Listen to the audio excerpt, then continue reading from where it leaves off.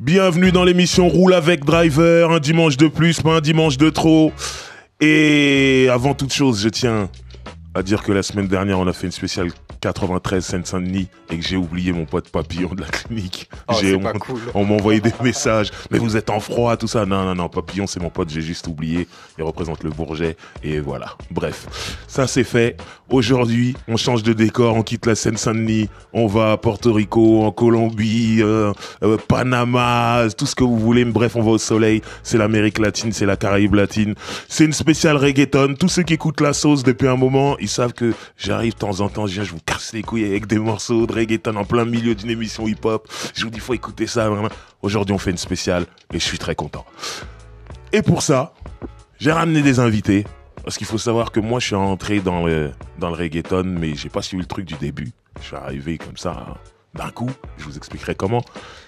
Donc, il fallait que je ramène des spécialistes. Des mecs qui sont là depuis toujours, des DJ très importants dans le milieu latino à Paris. Donc, à ma gauche, j'ai DJ Jiménez.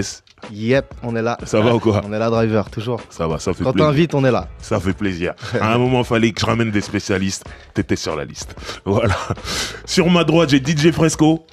Ça va? Super Driver, au calme. Voilà, exactement. Voilà, c'est ce qu'il fallait dire. C'est cool d'être invité aussi. Voilà, merci en tout cas d'être venu. On va parler de reggaeton. Alors, j'ai pas la prétention de résumer tout le reggaeton en 3 heures, c'est impossible. C'est une musique à part entière qui existe depuis longtemps. C'est comme si on devait résumer le rap en 3 heures, c'est impossible. Donc voilà, c'est juste parler des bases. Et j'avais envie de faire une émission pour les gens qui n'ont pas l'habitude d'en écouter. Comme il y a beaucoup de gens qui écoutent du rap ici. Donc vous faire comprendre des choses, et vous faire comprendre comment on peut devenir accro à cette musique. Parce qu'en ce qui me concerne, c'est ce qui s'est passé. Donc, on va commencer avec un morceau classique, même dans le milieu du hip-hop. Parce que c'est un morceau qui a été produit par Jay-Z. Quand je dis ça, les gens ne croient pas, mais c'est vrai. Je parle de Nori, celui qu'on appelle Noriega, qui a fait un album de reggaeton, Nori et la Familia, il y a tout Sabé. Et le morceau s'appelle Oyemi Kanto, classique avec Nina Sky, avec Big Mato, Daddy Yankee et Gamestar, voilà. Et ce morceau-là, il est sorti sur le label Rock La Familia, c'était un label dérivé de Rocafella, le label de Jay-Z. Et en fait, il s'est intéressé à tout le milieu latino. Il s'est dit, attends, Jay-Z, il adore faire de l'argent. Il s'est dit, il y a énormément de latinos aux États-Unis, il y a moyen de leur vendre des disques. Donc voilà, on va faire un label. Et en fait, il avait produit aussi Hector El Bambino. Ah ouais, aussi dessus. Ouais, il y avait un album d'Hector. Après, il avait signé un rappeur qui s'appelle True Life, un mec de New York, Washington High, KRA de ouf là. Mais le mec, il a été en prison avant. Il a fait au moins 12 ans de prison, je sais pas. Et du coup, il a pas pu le sortir. Mais ce qui est fort, c'est que quand il a laissé son label Rocafella, là, il a monté Roc Nation, qui marche énormément avec des mecs comme J. Cole, tout ça. Et il a monté une grosse boîte de management. Et dedans, il manage Shakira, Yandel, de Wisin et Yandel. Il manage aussi Romeo Santos, mais carrément, il lui a donné les clés. Il a dit, voilà, toi, tu vas gérer Roc Nation Latino et tu signes qui tu veux. Et voilà, je sais que Romeo Santos a signé une fille qui s'appelle Victoria Lamala, mais c'est plus pop latine, tout ça. Ouais. Mais voilà, Jay-Z, il a toujours eu l'œil sur tout ce qui se faisait chez les Latinos. Roule avec Driver, spécial reggaeton. On vient d'écouter le morceau de Noriega featuring Daddy Yankee, Gamestar, Big Mato et Nina Sky. Le morceau s'appelle Oyemi Kanto. Surtout les Nina Sky. Aïe, aïe, aïe. Elles ont changé un peu, attention. Ouais. Il y en a une qui est étrange. C'est rasé la tête. Ouais, ils ont des styles de ouf, hein, maintenant. Ah, mais les clips à l'époque, ils faisaient mal. Sur la plage, tous les drapeaux. Ouais, ça, c'est le truc type pour donner envie, tu vois. Et même moi, c'est un truc qui m'a marqué chez Latino. C'est le truc qui a bien accroché. Ouais. Non, mais quand j'ai commencé à aller dans les soirées, dans vos soirées, j'ai vu des drapeaux, mais j'avais jamais vu ça dans les soirées hip-hop. Ils ramènent leurs drapeaux. Il y a des drapeaux, alors en concert, c'est pire. Alors là, tout le monde a un peu. Quand il y a un artiste qui est sur scène, ils veulent dédicace pour le pays, tu vois. Je vois des drapeaux à chaque fois. C'est dingue, hein. Nous, il n'y a que le drapeau d'Algérie, nous. Sinon, personne ne ramène des drapeaux. Voilà. Mais bon. En tout cas, j'aimerais qu'on revienne un peu aux origines du reggaeton. Tout ça. Moi, en fait, j'avais déjà entendu ce qu'on appelait Spanish Raga Spanish, je sais plus, il y a très longtemps. Mais déjà, on n'appelait pas spécialement ça du reggaeton, mais c'était des mecs qui reprenaient des morceaux de hip-hop ou de dancehall super connus et qui faisaient leur truc en espagnol, et nous, quand on entendait, on disait Raga Spanish. Mais on se rendait pas compte, c'était peut-être la base du reggaeton en vrai. Ouais, bah, ils sont tous passés par là de toute façon. Voilà. Young Chill a commencé dans le hip-hop d'abord. Ouais, et après, ouais, justement, il est parti dans les beats un peu, justement, raga. Et c'est ça qui a donné le dembo hein, par la suite. Ouais. Moi, ce que j'ai lu, parce que moi, quand je rentre dans un truc, après, je kiffe, je regarde tout, je cherche tout, je me documente, je suis un ouf, je suis un passionné. Moi, ce que j'ai lu, c'est qu'en fait, beaucoup de gens parlent de Porto Rico comme la place forte du reggaeton, mais en fait, ce serait né au Panama. Ouais, en fait, c'est le. Enfin, il y a plusieurs débats. C'est vrai qu'au Panama, je crois le Spanish Raga. Il chantait en espagnol. A commencé au Panama, justement. C'est ça qui a donné le nom Spanish Raga, justement, parce que les mecs, ils posaient en espagnol dessus. Mais ça surtout, a bien commencé au Panama. Ce que j'ai vu, ils disaient qu'il y avait une grosse immigration jamaïcaine au Panama. Ouais. Et du coup, ils ont ramené le reggae dancehall là-bas. Mais il chantait en espagnol, en fait. Voilà. En fait, il chantait en espagnol sur des sons reggae et raga, les deux en même temps. Voilà. Mais en fait, je crois que c'est à Porto Rico où, en fait, on récupère un... Parce qu'il faut se dire, à l'époque, il n'y a pas Internet. Hein. Oui, bien sûr. Il faut se mettre dans ces trucs-là en 80... Je crois qu'on est 85, 86. Ah ouais, ça remonte aussi. Ça remonte. Et en fait, il y a l'histoire qui dit que il y a un Jamaïcain qui sort un vinyle. Au-dessus, il y a des beats en fait. Je crois que ça s'appelait King Jammies ou un truc comme ça. Il y a des beats raga. Et à Porto Rico, on kiffe sur le dembo, qui est un beat en fait, qui est un rhythm raga en fait, le dembo. Ils kiffent le dembo, les portoricains. Exactement. Gros morceau comme ça. Et en plus, il y a un ceux qui introduit ça, c'est dembo de Shabba Ranks. Et ils kiffent le dembo, les portoricains. Et comme à côté, les portoricains, les panaméens chantaient en espagnol, ils se disent tiens, ce beat on le kiffe. On va kicker dessus, tu vois aussi. Donc on rappe dessus, on chante dessus. C'est pour ça que le reggaeton, ça veut dire reggae, et ton, c'est parce que c'est marathon, un marathon. Donc c'est celui qui chante tu vois, le plus, tu vois, dans un... Celui qui rappe le plus sur du reggae, donc ça a donné reggaeton. Il débitait autant comme ça. Exactement, t'écoutes les premiers sons reggaeton, comme Daddy Yankee, ils sont là comme des fous, tu vois. Je crois que ce blast, justement, que c'est un des gros DJ de portoricain qui l'a créé. Je sais pas si c'est Rafi, Mercenario ou DJ Negro, mais c'est un de ces DJ là qui a créé justement ce blast que tu dis là, le reggaeton. Et donc au début, il chante rapidement sur le dembo, et donc ça donne le reggaeton, exactement. Ça tue. Et vous maintenant, en ce qui concerne vous en France, parce que vous êtes d'origine latine, mais vous êtes français, donc vous. Il y a un morceau qui vous fait basculer. Comment vous tombez amoureux du reggaeton? Comment vous le découvrez? Vas-y, DJ, mon premier. C'était autour des années 2004, je crois, 2003, 2004. À l'époque, le son était chargé sur Casa, je sais pas si tu te rappelles. Ouais, si, je me rappelle. Casa. Et tu trouvais tout et n'importe quoi, tu vois. Donc j'ai commencé à taper, tu sais, je recherchais une sonorité hispanique, tu vois. Et je commençais à taper...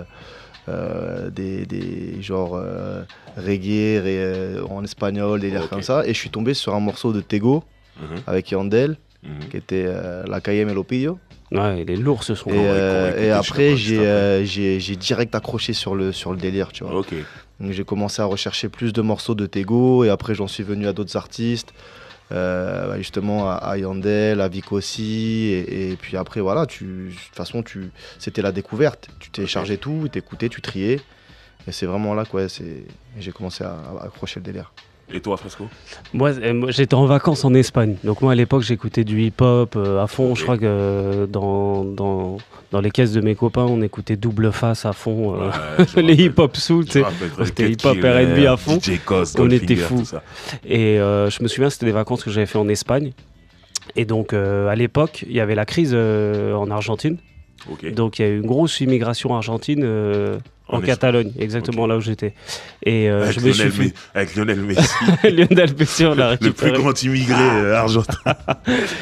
Et c'est un truc de fou, parce que j'étais en vacances avec mes potes français et tout. Et j'étais avec la famille en Espagne. Et je me suis fait plein de potes argentins avec lesquels je jouais au foot toute la journée. Je faisais rien de mes journées, je faisais que aller à la plage et jouer au foot avec eux. Et mes potes argentins, à l'époque, ils avaient des sons sur leur portable. Et j'en avais un qui me disait... qui faisait qui faisait tout le temps écouter ses sons en fait. On était là, on jouait, c'était un five un peu qu'on faisait dans un petit stade de foot ouvert. Et lui, il nous faisait écouter tout le temps des sons. On écoutait un peu de cumbia et compagnie. Puis un jour, je tombe sur Dale de Don Omar. Et là, mec, j'ai pris une claque. J'ai dit, mais c'est quoi ça? Dedans, t'entendais des coups de feu, des trucs. Je me suis dit, mais c'est quoi ça? Et je lui ai demandé, tu peux me le remettre et tout? Et lui, il me disait, vas-y, c'est bon, je te le remets et tout. Ouais, tu vois, il est cool le son et tout. Et j'ai pris une grosse claque. Et je lui ai dit, mais c'est quoi ça et tout? Et il me disait, bah, c'est Don Omar, Dale. Et après, je suis parti me documenter. Je comprenais pas ce qui se passait. Dans ma tête, ça a fait un gros boom. Et j'ai accroché direct parce qu'il chantait en latino, ça me faisait plaisir. Et puis, tu sais, il y avait le côté un peu street et tout qui me plaisait en même temps dans le son. Ouais. Et c'est ça qui m'a plu direct. Okay. Mais ça m'a mis une grosse claque. Hein. Et puis après, je me suis intéressé. Truc de ouf. Jusqu'à devenir DJ. Ouais, j'ai pété un câble jusqu'à devenir DJ, passer les sons. Ah, je vois. Non, c'est fort. Mais c'est marrant ce que tu dis. Parce que bon, moi, c'est pareil. En vrai, moi, dans mon histoire, toi, t'es très important, Jim. En vrai. Moi, j'ai ma petite sœur qui est partie vivre aux États-Unis pendant 10 ans et pendant la grosse déferlante reggaeton, dont on parlera un peu plus tard dans l'émission, mais toute la grosse période de Gasolina, Dile, Don Omar, tout ça, Daddy Yankee et tout, c'est-à-dire aux États-Unis, même dans les soirées hip-hop, c'était joué. Donc, t'avais un quart d'heure, 20 minutes de reggaeton dans toutes les soirées hip-hop. C'était énorme. Donc, moi, ma petite sœur, comme elle est à New York, en plus, elle était dans un quartier colombien, il me semble, et donc elle s'est intéressée, elle entendait les sonorités, elle aimait bien et elle me disait ouais toi tu peux aimer ça, vas-y écoute. Et moi j'en avais rien à foutre en fait. Moi je connaissais Gasolina de Daddy Yankee parce que ça passait sur les grosses radios en France. Ouais. Mais en fait j'ai commencé à aimer la chanson 6 mois plus tard parce que Lil Jon il a fait le remix, il a fait le remix avec Pitbull qui a été important pour moi parce que moi j'étais un grand fan de Lil Jon et en fait il y avait Pitbull, il y avait Noriega dessus et lui il criait sur le morceau comme il a l'habitude de crier et ça me faisait gaulerie parce que t'avais l'autre qui parlait de Gasolina. Plus tard j'ai appris que c'était du sperme et au moment où il dit ça, Lil Jon lui disait skid skid skid et Lil Jon quand il dit skid ça veut dire éjacule. Et quand j'ai fait le lien entre les deux, j'étais plié de rire. Je dis ok, c'est marrant. Donc j'aimais bien le morceau, mais t'étais un peu choqué, mais je me disais pas. Ça fait un peu deb, quoi. Non, c'est pas ça. Je me disais pas, je suis dans le reggaeton, j'aime le reggaeton. Ouais. J'aimais ce morceau-là, c'est tout. Et ma petite sœur, elle commence à m'envoyer des trucs et tout. Et je m'en fous, en fait, je calcule pas. Je suis dans mon rap, tout ça. Hein. Et un jour, elle me connaît, elle sait comment m'avoir au sentiment. Elle me dit voilà, là, il y a un album. Tu dois écouter cet album. En plus, il y a une meuf que tu connais qui chante dedans. Et cette meuf-là, c'est une artiste portoricaine, mais qui est une rappeuse du hip-hop qui s'appelle Gloria Vélez. Et qui est très jolie, magnifique. Bon, je suis un peu amoureux d'elle. Mais et elle était sur un morceau dans cet album-là. Et parce qu'elle était dessus, je me suis dit, ok, je vais écouter. Et moi, je suis un barbare. Hein. C'est pas je vais écouter. Je suis allé Virgin, je l'ai acheté, je chante chez moi et tout. J'ai mis cet album dans ma chaîne IFI. Honnêtement, il est resté 2 mois, j'ai rien écouté d'autre. C'était l'album de Tony Touch, Reggaetonia album. Je suis parti en couille totalement. Ouais, il est important cet album. Ouais. Voilà. Et à partir de ce moment-là, tous les artistes qui étaient dessus, j'allais chercher s'ils avaient des albums et j'achetais. Et jusqu'au jour où je travaillais avec un beatmaker qui s'appelle X-Prod, Alex. Ah, c'est mon poteau, voilà. On était en studio et tout ça. Et ce jour-là, t'es passé. Je crois que tu préparais une mixtape ou tu cherchais un studio ou quoi. Et moi, c'est là qu'il m'a dit ouais, lui, c'est un grand DJ reggaeton, toi t'aimes bien. Parce que moi, ça y est, je leur cassais les couilles à tous. Le reggaeton, c'est un truc de ouf et tout. Il me disait, nous casse pas les couilles, tout ça. Et il m'a dit, ouais, lui, les trucs. Et c'est à partir de ce moment-là qu'on s'est connectés. Et qu'il m'a dit, ouais, je fais des soirées et tout ça. Je crois que c'était à la Seine-Bastille à l'époque, ça. Ouais. Et là, je suis venu, j'ai pété un câble. J'ai vu un autre monde en univers. J'ai dit, ouais, ça existe. À Paris. Wow. C'est qui ces gens? C'est ça. C'est des gens que j'ai jamais vus de ma vie, tout ça. Là. En plus, moi, je parle pas espagnol. Ça fait que j'écoutais une musique que je comprenais même pas. Ouais. Et là, j'arrive dans une soirée, je vois vous jouer des morceaux, je vois les gens qui connaissent ces chansons par cœur. Je dis, oh, c'est trop beau. C'est quand la prochaine? Et je revenais tout le temps, T'étais là, hein. Tu vois. Et c'est vraiment cet album-là, Reggaetonia album, qui m'a fait rentrer là-dedans. Et cet album, en fait, il était parfait. Parce que Tony Touch, c'est un DJ hip-hop, en vrai. Et il a fait un album de reggaeton avec une vision hip-hop. À chaque fois, il invitait un mec du hip-hop. Avec en feat un mec du reggaeton. Et ça fait que c'était parfait pour moi pour rentrer tout doucement dans le reggaeton, tout ça. Mais personne n'a refait un album comme lui. Ouais. Tu sais, qui puisse ouvrir autant la chose comme ça, tu vois. Il y a un gars, gars qui a essayé, mais ça fait au moins 3 ans qu'il est sur le projet et il sort jamais. C'est un mec qui s'appelle Spliff TV, et qui bosse avec Rick Ross. Rick Ross, à la base, il faisait les vidéos de Rick Ross. Ouais. Et Rick Ross, il lui a, comme c'est un latino, le mec, il lui a dit, vas-y, on monte Maybach Music Group Latino. Fais ton truc. Tu signes qui tu veux. Et lui, il a commencé par une compilation où il prenait des gens du hip-hop. Il les mettait avec des gens du reggaeton. Mais le truc, il est jamais sorti. Ça fait que petit à petit, t'as les mecs qui récupèrent les morceaux chez Yandel. Je crois qu'il avait un truc avec French Montana, ou je sais plus. Il a récupéré la mission un de ses albums. Ouais. J Balvin l'a récupéré, des trucs. Chacun récupère. Parce que ça sort jamais. Mais c'est un truc qu'il a fait il y a 3 ans. Et il voulait recréer ça. Je sais pas, ça s'est pas fait. Il y avait Boy Wonder. Boy Wonder, il avait fait le premier Chosen Few. Je crois qu'il était un petit peu... il y avait un peu, il y avait un petit peu, ouais. Pas autant que c'est un beau projet, hein, le Chosen Few, le premier, parce qu'il y a un DVD aussi qui est excellent. Moi, quand je te dis que j'étais dans un truc, il fallait que je comprenne tout. Ouais, le documental. J'ai acheté tous les Chosen Few pour les DVD en vrai. Bah, le premier, c'est une vraie réussite. Après, les autres, je les aime beaucoup moins. Mais le premier, franchement. J'ai appris plein de trucs. Ouais. Le reportage, il est lourd. Ouais. Il t'apprend beaucoup sur la naissance et tout. Enfin, surtout les artistes qui. Ouais, le DVD, je le mettais débuté, en boucle, moi. Laisse tomber, je devenais fou. C'était il y a plus de 10 ans. Hein. Et franchement, le DVD, je voyais le DVD, je devenais dingue, quoi. Je le mettais, j'étais comme un fou. J'avoue, ça donne envie d'être là-bas. Ah, je te jure. Même moi, j'ai compris plein de trucs. Et ce qui est bien, c'est que il y avait des passages en anglais, donc je pouvais comprendre. Ouais, c'était sous-titré aussi. Ouais. Donc voilà. Ouais, c'est toute la naissance, hein, et documental. Mais les origines, tu l'as pas sur le documental. Non, t'as plus la naissance à Porto Rico, quoi, le développement à Porto Rico avec les artistes. Okay. Parce qu'il faut se dire que le tout premier, je crois que c'est assez compliqué. Hein. Parce que le premier, je crois que c'est DJ Playero, non ? Qui invite chez lui, à Porto Rico, tous les mecs venir poser chez lui, parce que c'était le seul qui avait, genre, on va dire, le matos pour faire enregistrer les gars. Mais en fait, il avait des platines vinyles et il faisait enregistrer les gars directement avec un micro. Et ensuite, il avait un gars, une sorte de pote à lui qui était un peu ingénieur, qui faisait en sorte de nettoyer ses acapellas, tu vois. Ok, je vois. Mais si on parle des précurseurs, DJ Playero, il a fait enregistrer... DJ Negro, DJ Playero, Rafi, il était là aussi. Ils ont sorti les Z-Noise et Playero, je crois que c'était quasiment les deux gros albums à chaque fois qui sortaient. Il y en avait des dizaines. Hein. J'ai vu Z-Noise 1, 2, sur 3, YouTube, 4. J'ai vu des lives de Playero avec des artistes, tout ça. Ouais, parce que c'est lui qui faisait ses beats en fait. Et il faisait poser les gars dessus. Scène, les mecs, ils venaient chez lui et puis ils avaient le temps de poser et d'écrire. C'est pour ça que Playero, c'est des mixtapes en fait, live, on va dire, entre guillemets. C'est pas des albums purement construits et tout. C'est les mecs de Porto Rico qui viennent poser sur ces beats. C'est important. Hein. Et lui, il est de Porto Rico ? Ouais, Playero, il est Porto Rico. Mais comme Jim dit, DJ Negro, en fait, je crois que c'est encore plus compliqué que ça. DJ Negro, c'est le premier gars. Parce qu'à l'époque, avant que le reggaeton arrive, on écoutait du hip-hop et surtout du rock à Porto Rico. Tu sais, les Run DMC et compagnie. Et DJ Negro, imagine-toi, c'est un gars, il vient dans la première radio de Porto Rico qui joue du Run DMC et tout.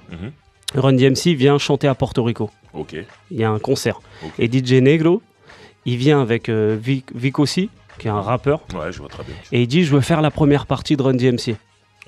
Et Vic aussi, en fait, il fait la première partie de Run DMC avec DJ Negro. Derrière au platine.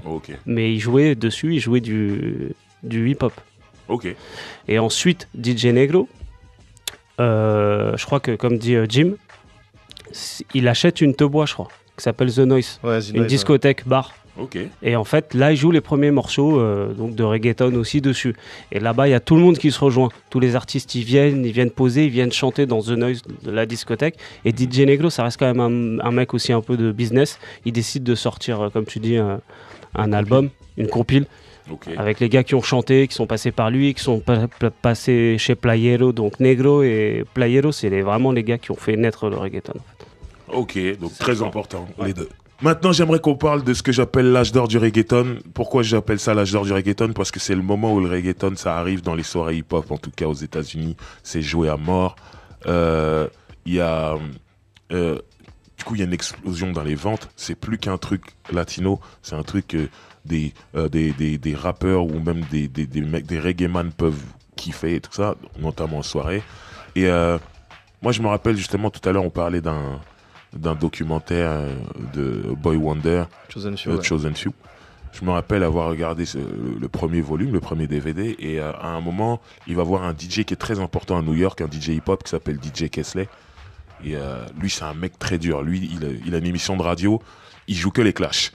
C'est un mec, il est réputé comme ça, dur, et lui, justement, va le voir, lui dit qu'est-ce que tu penses du reggaeton? Donc, on est à cette période-là. Il dit, ouais, mec, je comprends pas les paroles, mais ça tue. Et il parle du morceau de Don Omar, le reggaeton latino. Ouais, ce morceau, il essaie de le chanter, c'est trop marrant. En fait. Il y a eu un remix après d'ailleurs, il y a Fat Joe qui pose dessus. Fat Joe, Noriega, et laisse tomber. Tu vois, il le chante, tu vois qu'il dit n'importe quoi, parce que c'est pas sa langue, mais tu vois la passion. Il dit non, mais je comprends rien, mais ça tue. Moi, je le joue dans mes soirées, tout ça. Et on est vraiment dans cette période-là où t'as Don Omar, Daddy Yankee, Tego Calderon, ils prennent d'assaut les soirées hip-hop. Bon, bien sûr, il y a les soirées latines, ça c'est sûr, mais ils rentrent dans les soirées hip-hop. Et là, ça devient dingue. Les clips, ils sont joués sur MTV. Ouais, reggaeton latino, en plus, il passait bien sur MTV. Hein. Moi, je me rappelle même les MTV Awards, la cérémonie des récompenses et tout ça. Et il y a une année, le reggaeton, c'était tellement chaud, ils avaient décidé de faire une spéciale. Et t'avais Fat Joe qui présentait, il était je suis fier, truc, ça vient de Porto Rico, mon coin, tout. On reparlera de Fat Joe parce que lui, des fois, il ment. Mais voilà, là, il était fier et tout. Et en fait, il y avait Don Omar qui a fait Delay, il y avait Tego Calderon qui a fait un morceau de rap, je sais plus lequel c'était. Et Daddy Yankee qui avait fait Gasolina. Et ça, c'était les MTV Awards, c'était toute musique confondue. Et là, les Américains découvraient vraiment, il y a un truc qui s'appelle reggaeton. Quand je dis les Américains, pas les mecs qui fouillent, qui cherchent ça, c'est-à-dire le grand public. Ils découvrent un truc. Et surtout Gasolina, comme tu dis, Driver, c'est le son qu'on l'aime ou qu'on l'aime pas, tu vois. C'est le son qui a fait exploser le reggaeton. Tout le monde s'est mis. Il passe encore dans des soirées aujourd'hui, des soirées hip-hop. Les mecs, quand dans une soirée hip-hop, aujourd'hui en 2018, tu veux mettre du reggaeton, t'es obligé de mettre Gasolina. Bon, ça peut. Je pense que quand t'as un vrai latino dans la salle, il se dit, mais ils sont en retard, les mecs et tout. Mais même les latinos, ils le reçoivent bien, le morceau. Ils vont le danser, le prennent bien. Il faut le caler, tu vois, tu le cales entre 2-3 sons récents, et comme ça montre qu'au final, tu veux faire un clin d'œil avec un son un peu. C'était un gros tube. Donc voilà. Bon, moi, j'anime des soirées tous les week-ends, des soirées hip-hop et tout. Et le samedi, en général, il y a toujours 3-4 morceaux de reggaeton qui sont joués. Gasolina, elle est souvent dedans. Mais un jour, il y a une Colombienne qui est venue me voir, qui m'a dit « Mais pourquoi vous passez encore ce morceau ?» Faut mettre Maluma, faut mettre J Balvin, tout ça machin. Bon, J Balvin, on joue le morceau qui Mirente, voilà. Donc ça va tranquille. Mais pourquoi vous mettez pas Maluma? Juste qu'on est ça, hip-hop, savent pas vraiment qui est Maluma. Mais Gasolina. Les gens, ils sont ils sont restés quand même dessus, tu vois. Même les DJ hip-hop et tout, ça qui est dommage. En reggaeton, ils sont restés bloqués sur Gasolina mais moi, je pensais justement que c'est à cause du public. Donc quand ils jouent Gasolina ou Delay, les gens ils chantent dans les soirées hip-hop. Ils kiffent. Mais il y a un morceau qui m'a étonné en fait. Je me dis, quand j'ai vu le DJ caler ça sur son Serato, je me suis dit, on va faire un flop là. Et ça a été le feu. C'est comment il s'appelle ce morceau d'Adi? Loque Paso Paso. Ah mais ça c'est sûr ça. En fait c'est les plus festifs. Mais je savais pas que le public hip-hop connaissait cette chanson en fait. Mais les gens ils chantent normal. C'était magique. Ils ont tous dû passer leurs petites vacances en Espagne. Tu vois, et ce sont incroyable. Mais bon, en tout cas voilà, il y a eu une grosse période et je pense que voilà, tout le monde a voulu un peu croquer dans cet âge d'or en fait. En gros, ils ont démocratisé le genre, que ce soit Daddy Yankee ou Don Omar. Et après, comme tout âge d'or, il y a toujours une période un peu plus creuse derrière et tout. Et les premières critiques, elles ont commencé à arriver sur le reggaeton. Il y a des gens qui ont commencé à reprocher « Ouais, mais c'est tout le temps la même rythmique et tout ça. » Qu'est-ce que vous répondez à ça quand il y a des gens qui critiquent le reggaeton en disant ça? C'est compliqué de dire de toute façon que c'est tout le temps la même rythmique. Pour moi, tu vas prendre un morceau de reggae, ça va être la même rythmique. Un morceau de zouk, ça va être la même rythmique. Un morceau de hip-hop, ça va être la même rythmique. Je suis d'accord. La trappe, c'est la même rythmique. Je suis d'accord avec toi. Après, pour moi, tu peux pas te lasser d'un... Parce que c'est pas une mode. Hein. C'est pas une mode où... C'est toujours là. Voilà, tu peux pas te lasser. C'est un genre musical. Tu peux pas c'est soit t'aimes pas. C'est comme un mec qui va dire ouais, le rock c'est toujours la même chose, les guitares électriques, tu vois, tu veux dire. C'est du rock, mec, tu vois ce que je veux dire. Je suis d'accord avec ça. Le reggaeton, il y a le dembo. Et après, voilà. Après, quand tu rentres vraiment dedans, tu vois les différences, les nuances. Tout à l'heure, hors antenne, tu parlais de DJ Blas, Fresco, tu disais qu'il avait ralenti la rythmique, ralenti le dembo. Tu vois les différences comme quand t'es dans le rap. Tu vois, par exemple, c'est vrai que vu de l'extérieur, la trappe, c'est tout le temps la même rythmique. Mais quand tu rentres dedans, tu vois les nuances et différences. C'est juste quand t'es passionné par le genre. Clair, parce que justement, je trouve que le hip-hop, à la limite, ou le hip-hop, ou la house, c'est justement, c'est pour moi, voilà, c'est toujours le même BPM. Par exemple, pour la house, ça va être du 128, du 130 BPM, c'est-à-dire le battement par minute. Au niveau du reggaeton, t'as des reggaetons qui font 86 BPM et qui montent jusqu'à 100 BPM, 102 voire. Tu vois ce que je veux dire? Donc justement, il y a une grosse variété. En vérité, au niveau de la cadence. Dans toutes les musiques, il y a de la variété en vrai. Mais c'est quand t'es à l'extérieur, tu vois tout le temps la même chose, t'entends. Ouais, non, c'est sûr. Mais je peux comprendre qu'à un moment, certains aient pété un cap, parce que même moi, ça m'est arrivé de jouer du reggaeton. D'ailleurs, je crois qu'on s'était croisés une fois en soirée, je me souviens. Je crois que c'était il y a 6-7 piges, je me souviens, Driver, c'était au club Haussmann, et je me souviens, c'était une soirée hip-hop reggaeton. Donc, je me souviens que tu m'avais dit, je pense hors soirée ou à côté, tu m'avais dit, c'est vrai que c'est compliqué quand même de concilier les deux, parce que finalement, le reggaeton, c'est au-delà du son, au-delà que ça soit une rythmique et tout, mine de rien, c'est un mouvement. Et je pense que c'est un mouvement aussi important que le hip-hop pour les latinos, en fait. Finalement, les latinos, ils se sont accrochés. Même si après, le hip-hop latino, c'est autre chose. Oui. C'est un truc... Mais le reggaeton, vraiment, la communauté, on va dire, sud-américaine, caribéenne, et les latinos des États-Unis et de tout le monde entier, ils sont vraiment attachés au reggaeton. Ça a été leur mouvement, entre guillemets, hip-hop à eux, tu vois. Oui, moi, c'est ce que je pense. Je pense que c'est ça. Mais je me souviens qu'au début, c'était un peu galère de combiner les deux. De combiner des soirées un peu hip-hop avec du reggaeton, parce que les mecs du hip-hop disaient putain, c'est tout le temps la même chose et tout, et les latinos ils disaient oh non, c'est chiant, le hip-hop c'est un peu trop dur et tout, nous on a envie de... Finalement les latinos ils aiment bien la rythmique, ils kiffent danser dessus, ils veulent danser. C'est pour ça que ça a bien marché aussi le reggaeton quand ça a démarré à Porto Rico. Et après, quand ils ont commencé à commercialiser les morceaux dans les boîtes et compagnie, les gens, les latinos, ils kiffaient le son, même s'ils s'en foutaient des paroles, parce qu'au début ça créait un débat, les paroles c'était que sur le huc et tout, tu vois. C'était super sexy, que sur le huc, et c'était super violent sinon c'était des textes violents, tu vois, de rue, mais les mecs ils s'en foutaient, les latinos, tout ce qu'ils voulaient, ils kiffaient la rythmique pour danser dessus, quoi. Ouais, non, je vois très bien. Après moi personnellement, moi j'arrive à kiffer les deux, mais je suis devenu un peu extrémiste, je m'en suis rendu compte à un moment, tellement j'écoutais de reggaeton et tout. Je me rappelle, je venais dans les soirées du vendredi au Roméo, que tu animes, Jim. Et il y avait un moment où il y avait 10 minutes, un quart d'heure de hip-hop.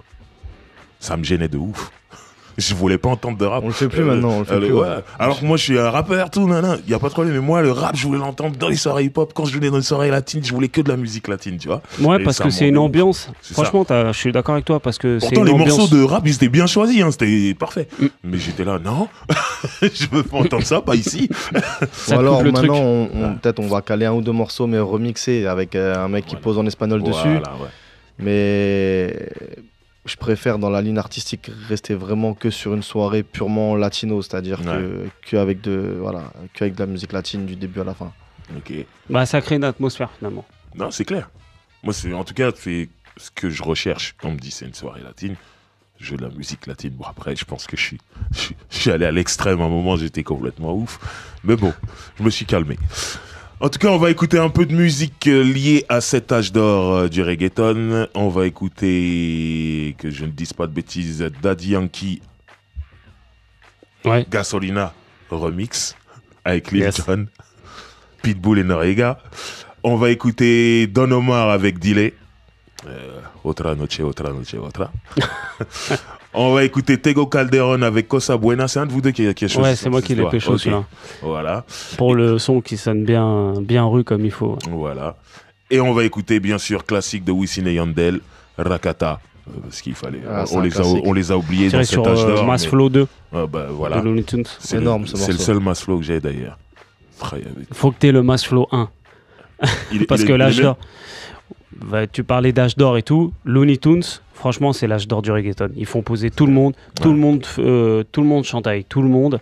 Et que ça soit le Masflow 1, le 2 et Los Benjamin, après, je crois que c'est le troisième.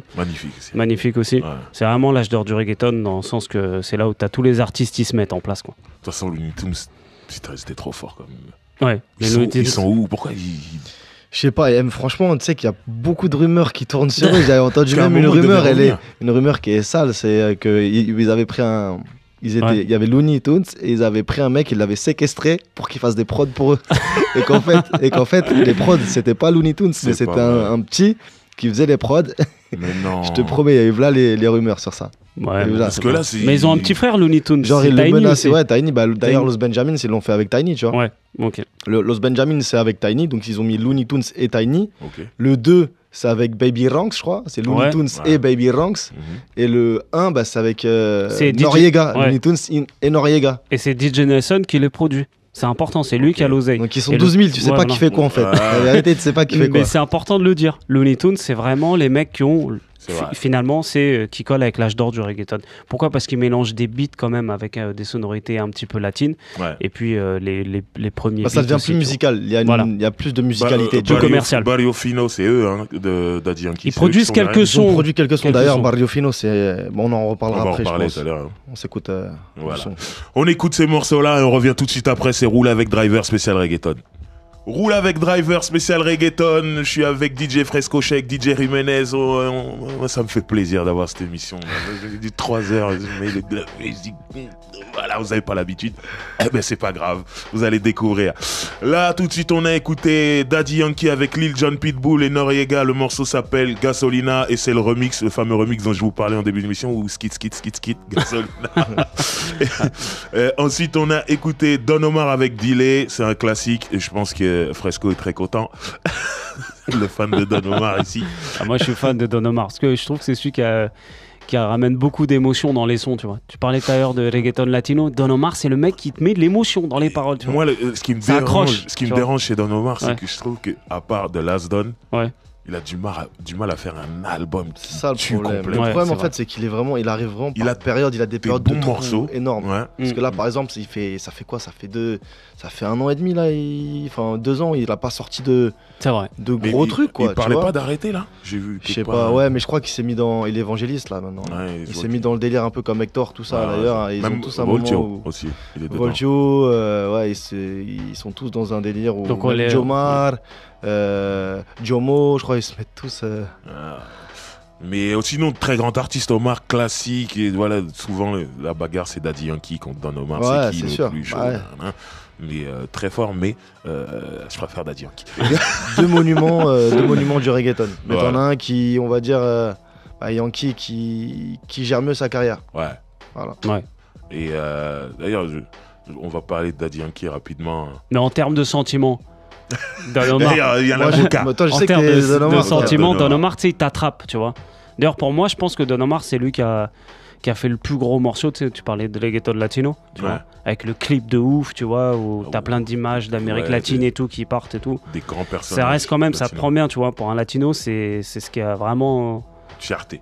Ouais, il y a une fierté derrière les sons quand même de Don Omar. Daddy Yankee, c'est comme Jimmy dit, c'est vrai que c'est celui qui a le mieux géré sa carrière. Encore là, le mec, c'est incroyable. Et il est sur la danse. Non, franchement, il est sur la rythmique, il gueule sur ses sons, il est sur la rythmique, Daddy Yankee et tout.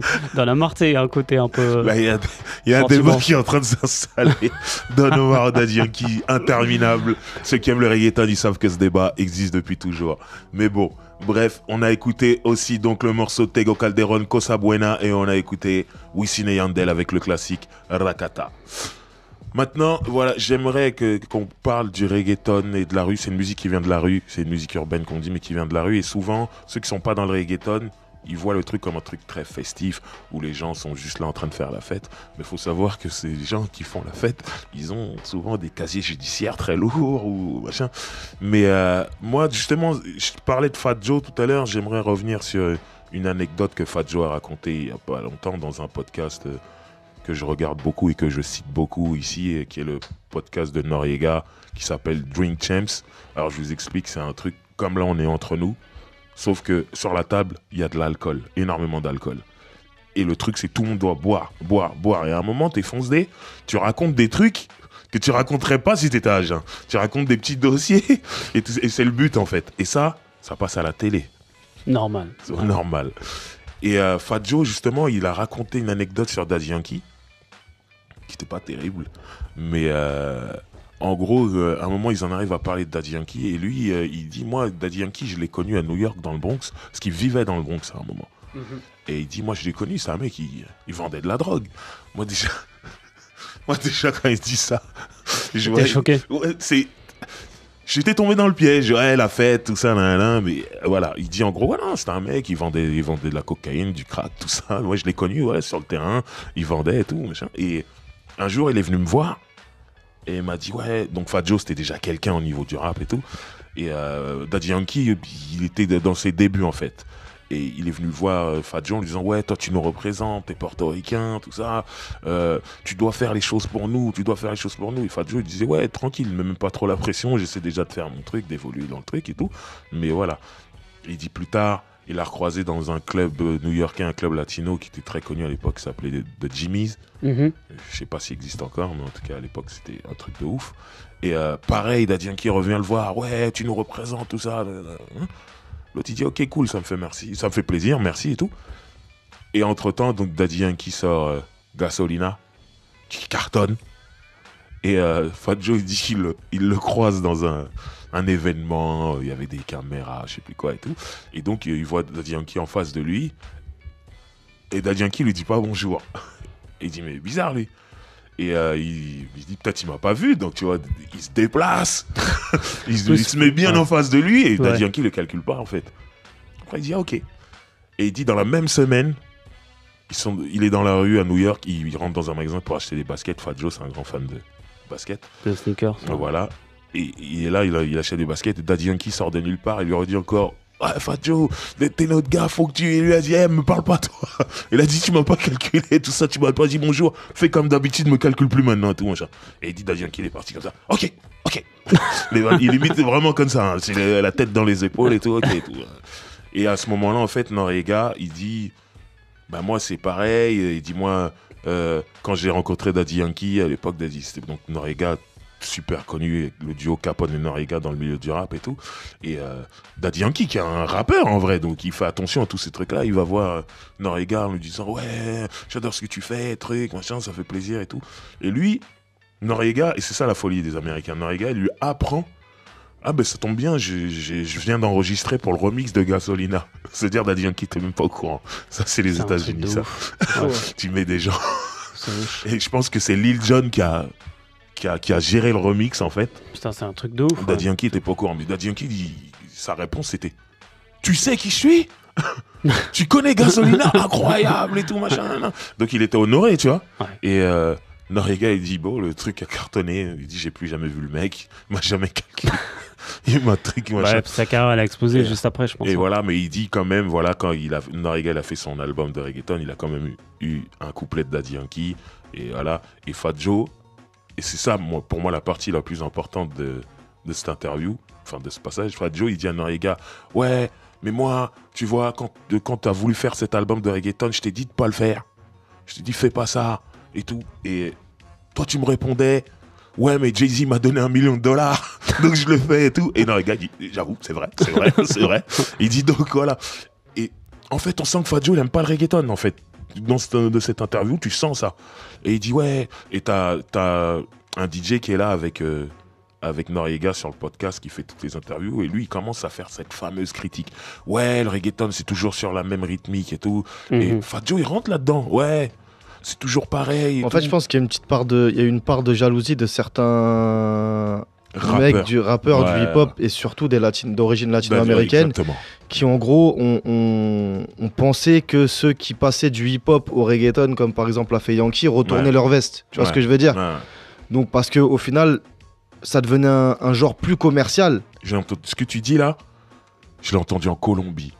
Quand j'étais là-bas, la scène rap et la scène de reggaeton, elles sont totalement détachées. Il y avait des tensions forcément, tu vois.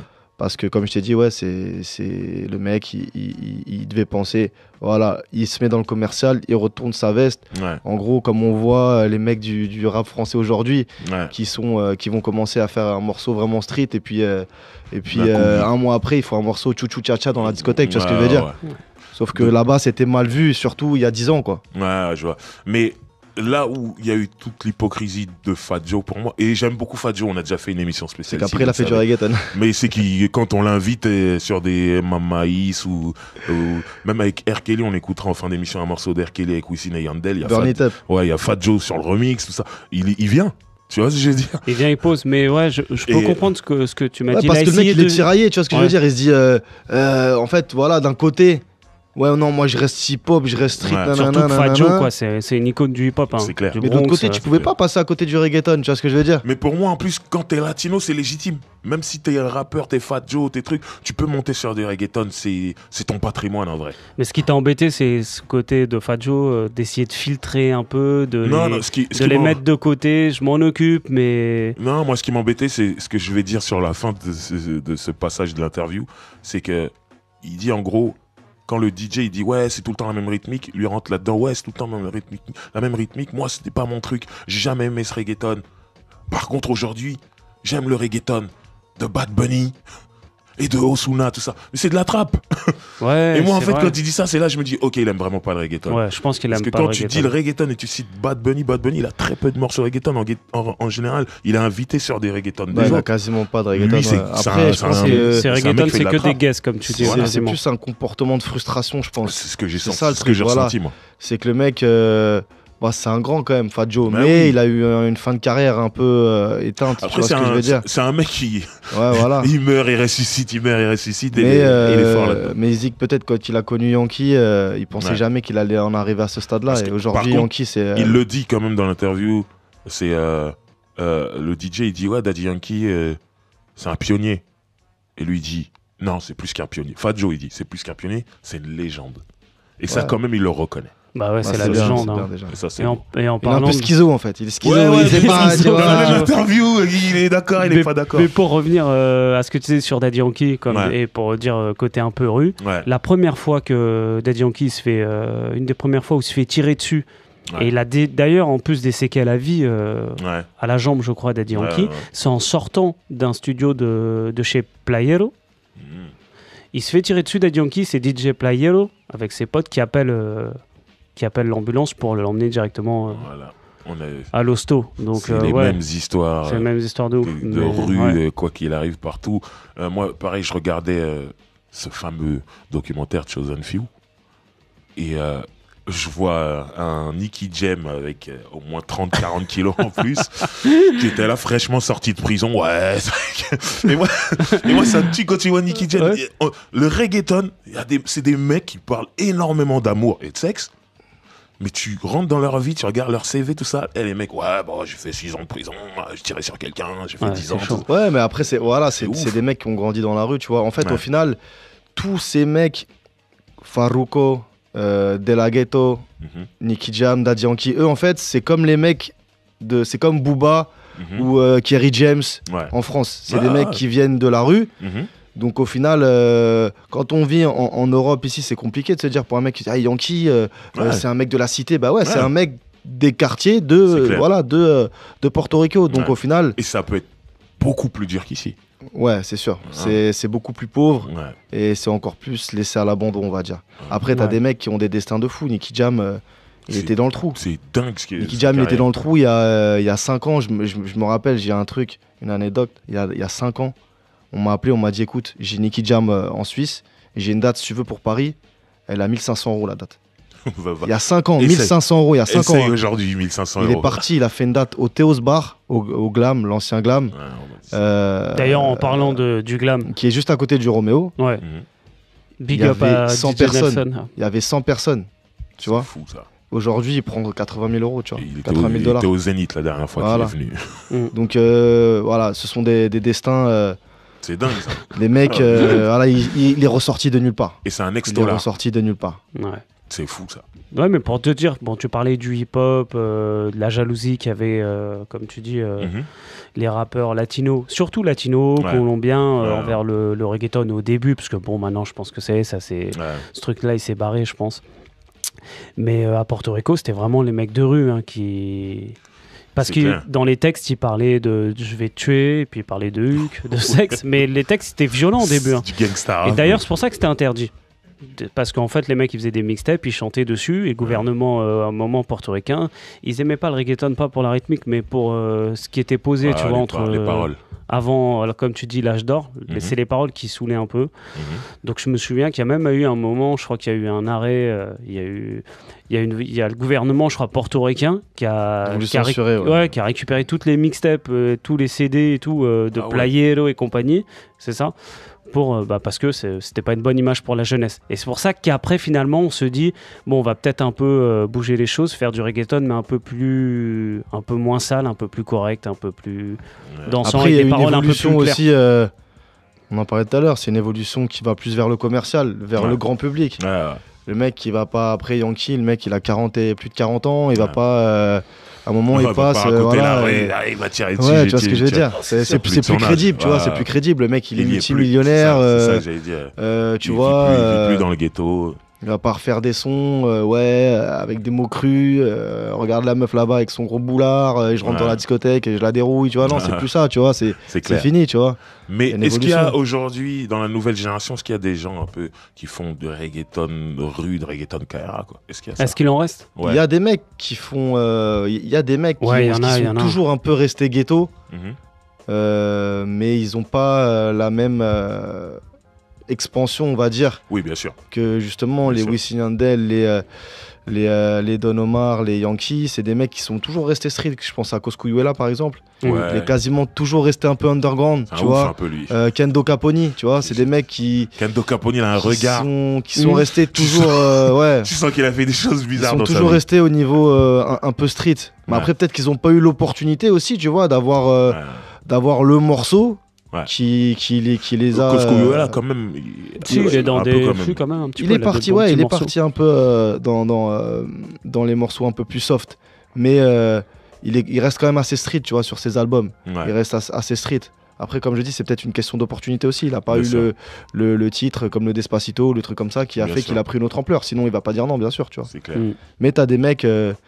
De la Ghetto, je trouve il est toujours resté un peu street de la Ghetto. Ouais. Et c'est pour ça qu'il marche peut-être aussi un peu moins bien. Finalement, on revient, c'est ce que tu dis. Le reggaeton qui marche maintenant, c'est vrai que c'est le reggaeton qui est un peu commercial. Donc finalement, si tu parles un peu de relations, tu parles un peu moins. Si tu peux parler un peu de sexe et tout, c'est ça qui marche. Mais si tu parles que de rue, c'est vrai que tu auras moins de chances de te vendre. Comme ça, de mémoire, est-ce que vous vous souvenez du morceau, un morceau rue qui a eu le plus de succès? Il y a Somos de Calle pour moi. Voilà, Somos de Calle. Pour moi, c'est Somos de Calle, Gangsta Zone. Le remix d'ailleurs avec Snoop. Gangsta Zone, c'est un clash aussi, faut pas oublier. Le Gangsta Zone et le remix, c'est un clash de Daddy Yankee à Don Omar. Parce qu'on a oublié de parler aussi d'une chose très importante dans le reggaeton, c'est la tiraera. C'est-à-dire que c'est ça aussi qui a fait la force du reggaeton au début et que ça a intéressé beaucoup de gens, c'est que ce sont que des clashs, c'est un clash en fait.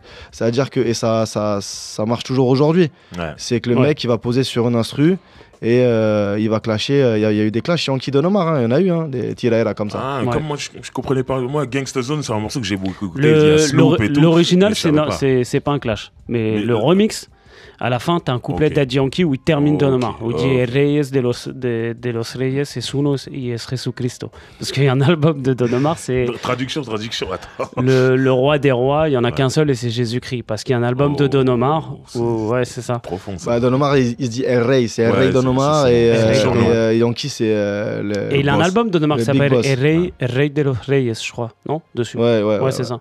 Mais c'est cette période où il se clash vénère. Daddy Yankee reprend le trône. La tiraera alimente vraiment le reggaeton. C'est un truc super important dans le reggaeton.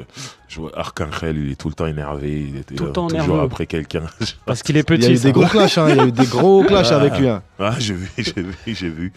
À un moment, il était pas en guerre contre Wisin, à un moment.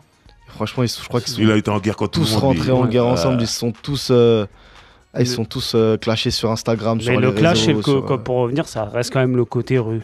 Ouais, c'est clair. Quand même que... C'est clair.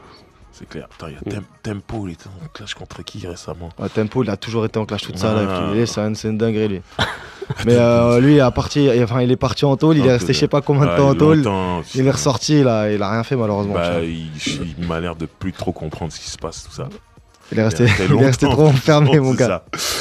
On va écouter 2 morceaux justement pour illustrer tout ce côté rue. On va écouter Somos de Acaye de Daddy Yankee. Remix? Non, la version solo. J'aime beaucoup le remix, mais je vous invite à aller voir le clip. Magnifique. Et là, vous verrez vraiment le côté ghetto de Porto Rico et le clip tue.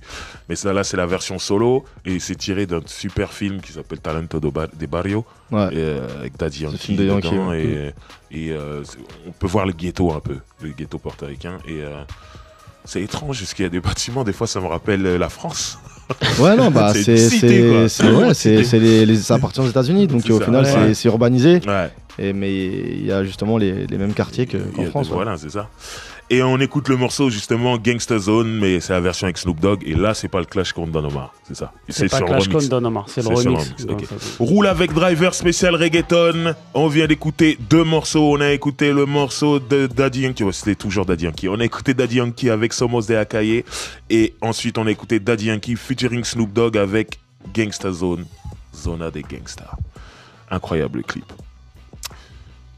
Mais maintenant, bien sûr, juste avant, on a parlé de rue, on a parlé de violence, donc on est obligé de calmer le jeu et parler d'un côté aussi qui est très très présent dans cette musique qu'est le reggaeton, c'est le côté lover, le côté romantique et tout ça.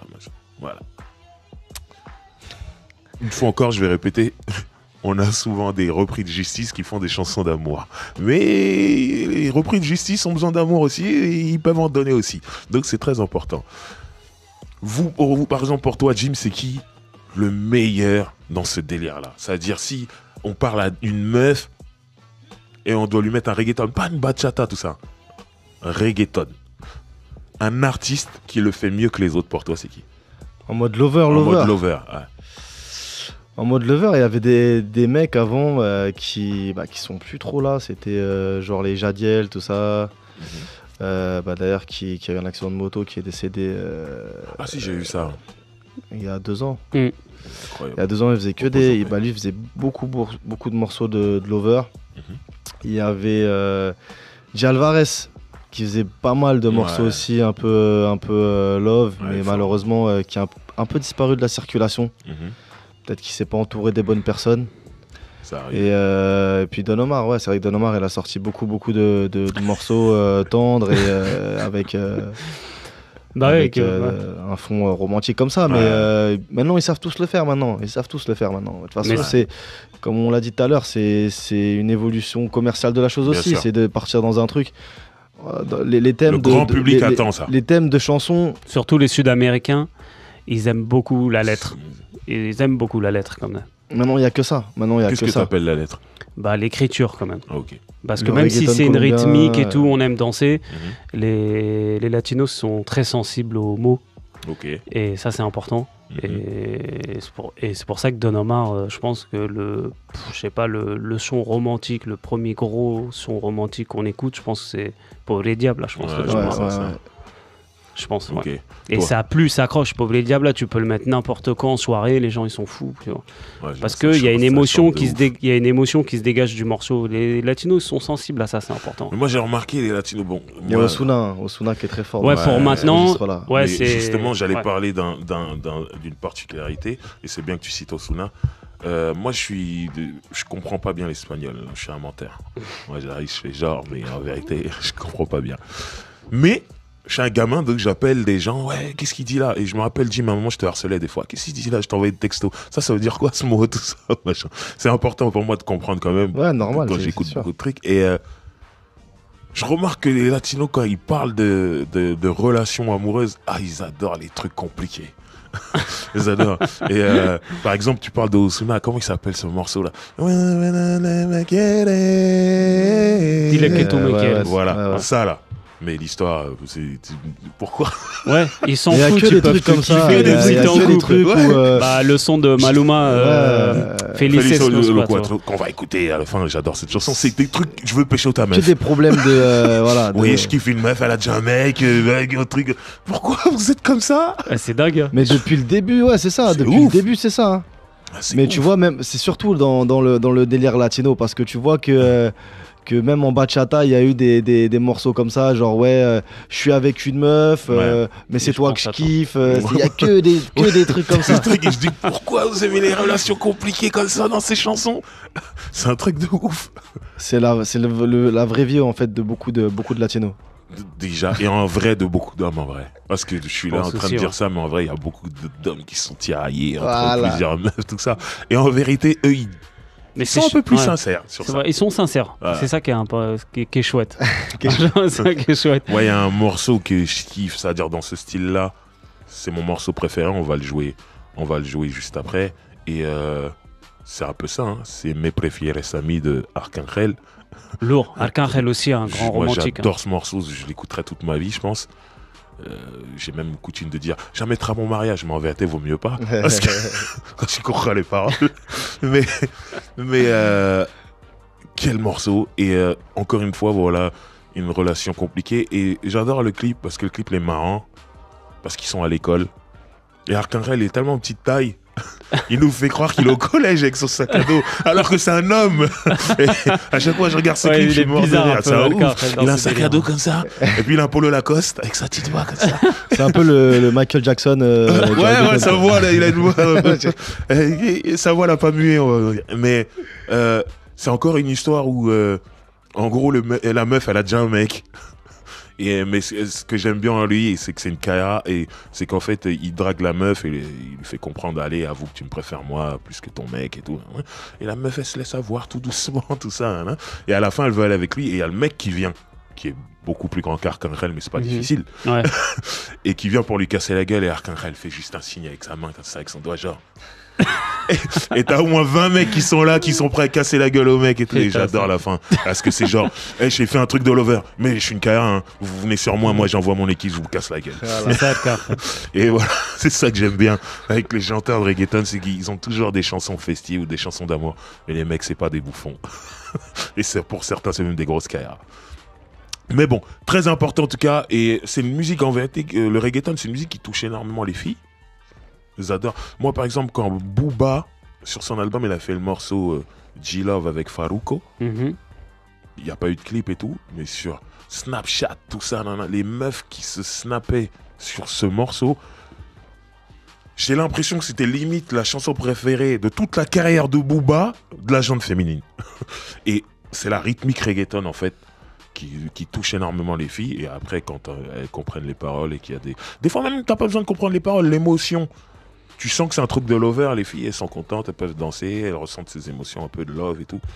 Et c'est cool, moi je trouve ça cool, qu'il y ait un peu de tout. C'est comme le rap, hein. C'est important qu'il y ait des mecs un peu plus hardcore, qu'il y ait des mecs un peu plus lover, tout ça. Mais dans le reggaeton, j'ai l'impression que le reggaeton hero fait tout. Il peut te faire un morceau gangster et le morceau lover, il n'y a pas un mec spécialiste, quoique Rakim et Kenway. C'était que du love. C'était que du lover. Mais difficile à passer en soirée quand même. Ouais. Tu vois. T'as des morceaux qui étaient pas mal. Bah, c'était dans la même époque que les Looney Tunes, tout ça. Après, ils ont un peu disparu de la circulation. Ah, mais parce que c'était trop. Je me repense à une pochette d'album. Avec des roses, sûrement. Non, il y avait un arbre. C'est des trucs à l'ancienne. Un arbre, ils avaient gravé au couteau, genre je t'aime, ou je sais plus quoi, un cœur, tout. Ah, bah c'est. Avec leur coupe, ils avaient une espèce de frange chelou un peu. C'était trop leur en mode boys band, quoi. C'était ça. Ils avaient le syndrome de Michael Jackson aussi, tu penses?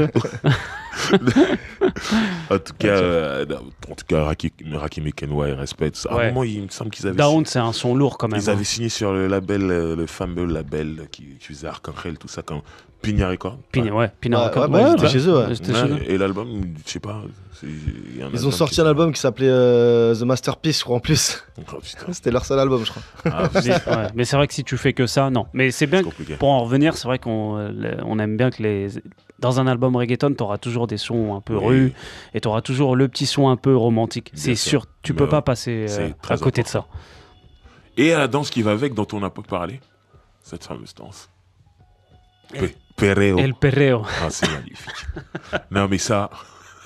D'ailleurs, c'est la plus grande invention sur cette terre, c'est cette danse. Mon Dieu. Le perreo, c'est ça, là, en vrai, la base du... Est-ce que tu peux traduire? Bah, en fait, ça veut dire, en gros, c'est faire l'amour avec les vêtements. C'est ça, en gros. Ouais. C'est pour ça que ça s'appelle El Perreo. Et les gens, ils disaient justement qu'au niveau de la danse, ça, je pense que c'est un peu comme l'équivalent du zouk pour certains. Hein. Le zouk, parce que le zouk, même dans le dancehall, ils ont des trucs très... Le zouk, ça, pour moi, ça frotte bien. Ah ouais. Ah ouais. Et moi, j'ai l'occasion de voir ça dans des vidéos, dans des clips et tout. Et lorsque je suis allé faire mon séjour en Colombie, je voulais plus rentrer. Ah, j'ai découvert des gens de la danse. Mais franchement, j'ai toujours trouvé ça sympa de voir danser les gens. Le reggaeton, j'ai jamais vraiment vu de trucs hardcore. Non, moi je trouve que j'ai vu des vidéos un peu plus dans les Caraïbes. Là, ils font des dingueries là. Je sais pas si c'est dans les Caraïbes ou en Afrique. Des vidéos où tu les vois où ils dansent en mode ils sont en train de tamponner la meuf habillée, je sais pas si tu vois. Je vois très bien ce que c'est. C'est une dinguerie ça, la meuf elle virevolte et tout, la plaque par terre et tout. Cette vidéo ça c'était les Jamaïques ça. Mais c'est un délire, ouais, parce que c'est torturé, mais moi ça là c'est chaud, là c'est vraiment l'extrême. C'est un délire. En plus c'était une touriste la meuf là. Ouais, laisse tomber, c'est une dinguerie. Ouais cool, vous êtes sympas les gars, de la bonne musique. Il l'a fait sauter en l'air, tu dis la meuf après elle va à l'hôpital direct frère. Là ils exagèrent. Non mais Perreo, moi j'ai vu des trucs et puis quand j'étais en Colombie, ils m'ont dit tu sais, nous, il y a toutes les danses comme ça, que ce soit la salsa ou bachata, tout. Nous, on rajoute un mot qui s'appelle choque. Choque. Je dis, c'est pourquoi, quoi. Ils me disent, on va te montrer. Et ils me montraient salsa. Donc, moi, de la salsa que je vois des gens danser, des trucs. Bon, les Colombiens dansent très vite. Hein. C'est pas comme la salsa portoricaine. Ils sont très rapides, tout ça. Je dis, oh, vous êtes trop technique pour moi. Mais voilà, en gros, la salsa, j'ai déjà vu et je pensais tout connaître. Et ils m'ont dit, il y a la salsa choque. Et là, je vois les mecs qui dansent la salsa et à un moment, boum, doggy style. Le mec qui retourne la meuf, boum, truc. Ouais, ça c'est un autre délire encore, où ils sont en délire de tamponnage, c'est ça? C'est ça. Ouais, ça c'est un truc, une mode bizarre qui est passée. Ils ont rajouté ça à tout. Où ils se tamponnent même entre mecs. Ah tiens, moi ça c'est relou. Tu vois, tu les vois, je te promets. Pas validé. Tu les vois, genre ils sont là, tu sais, c'est genre le truc chelou, et avec la musique ils se mettent des coups de fesses comme ça, ils se tamponnent comme ça. Là c'est parti en sucette à un moment donné, tu vois, tu dis faut arrêter, tu vois. Celui-là il est dur. Moi j'ai vu des couples hommes-femmes et c'était mignon, c'était marrant, tout ça, machin. Ouais, mais ça on dirait c'est pour des gosses, tu vois ce que je veux dire, tu vois, c'est marrant. Et tu vois des adultes faire ça, tu sais même pas de la danse ça, frère. J'ai vu beaucoup de gosses faire ça en fait. Ouais, voilà, c'est plus des enfants, ouais. Mais c'est rama. Mais en tout cas, je me suis retrouvé dans des grosses soirées là-bas et je suis traumatisé. Mais putain. Ouais. Mais le perreo, ça fait partie du truc, hein. Ouais. C'est important. C'est la plus belle chose. C'est comme ça que tu ressens. C'est comme ça que tu ressens au mieux, je pense, le reggaeton en soirée. Jim, non.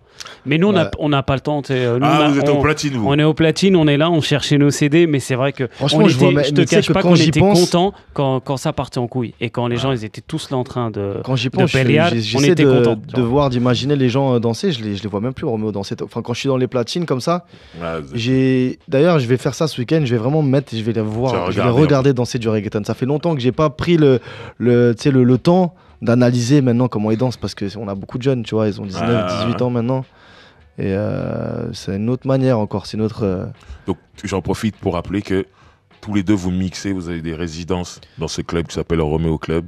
Voilà, le Roméo Club. Toi c'est le vendredi. Boulevard Saint-Germain. Vendredi, c'est 100% latino le vendredi. Et toi Fresco c'est le samedi. Et moi c'est le samedi. Voilà, le samedi avec beaucoup de baile funk en plus.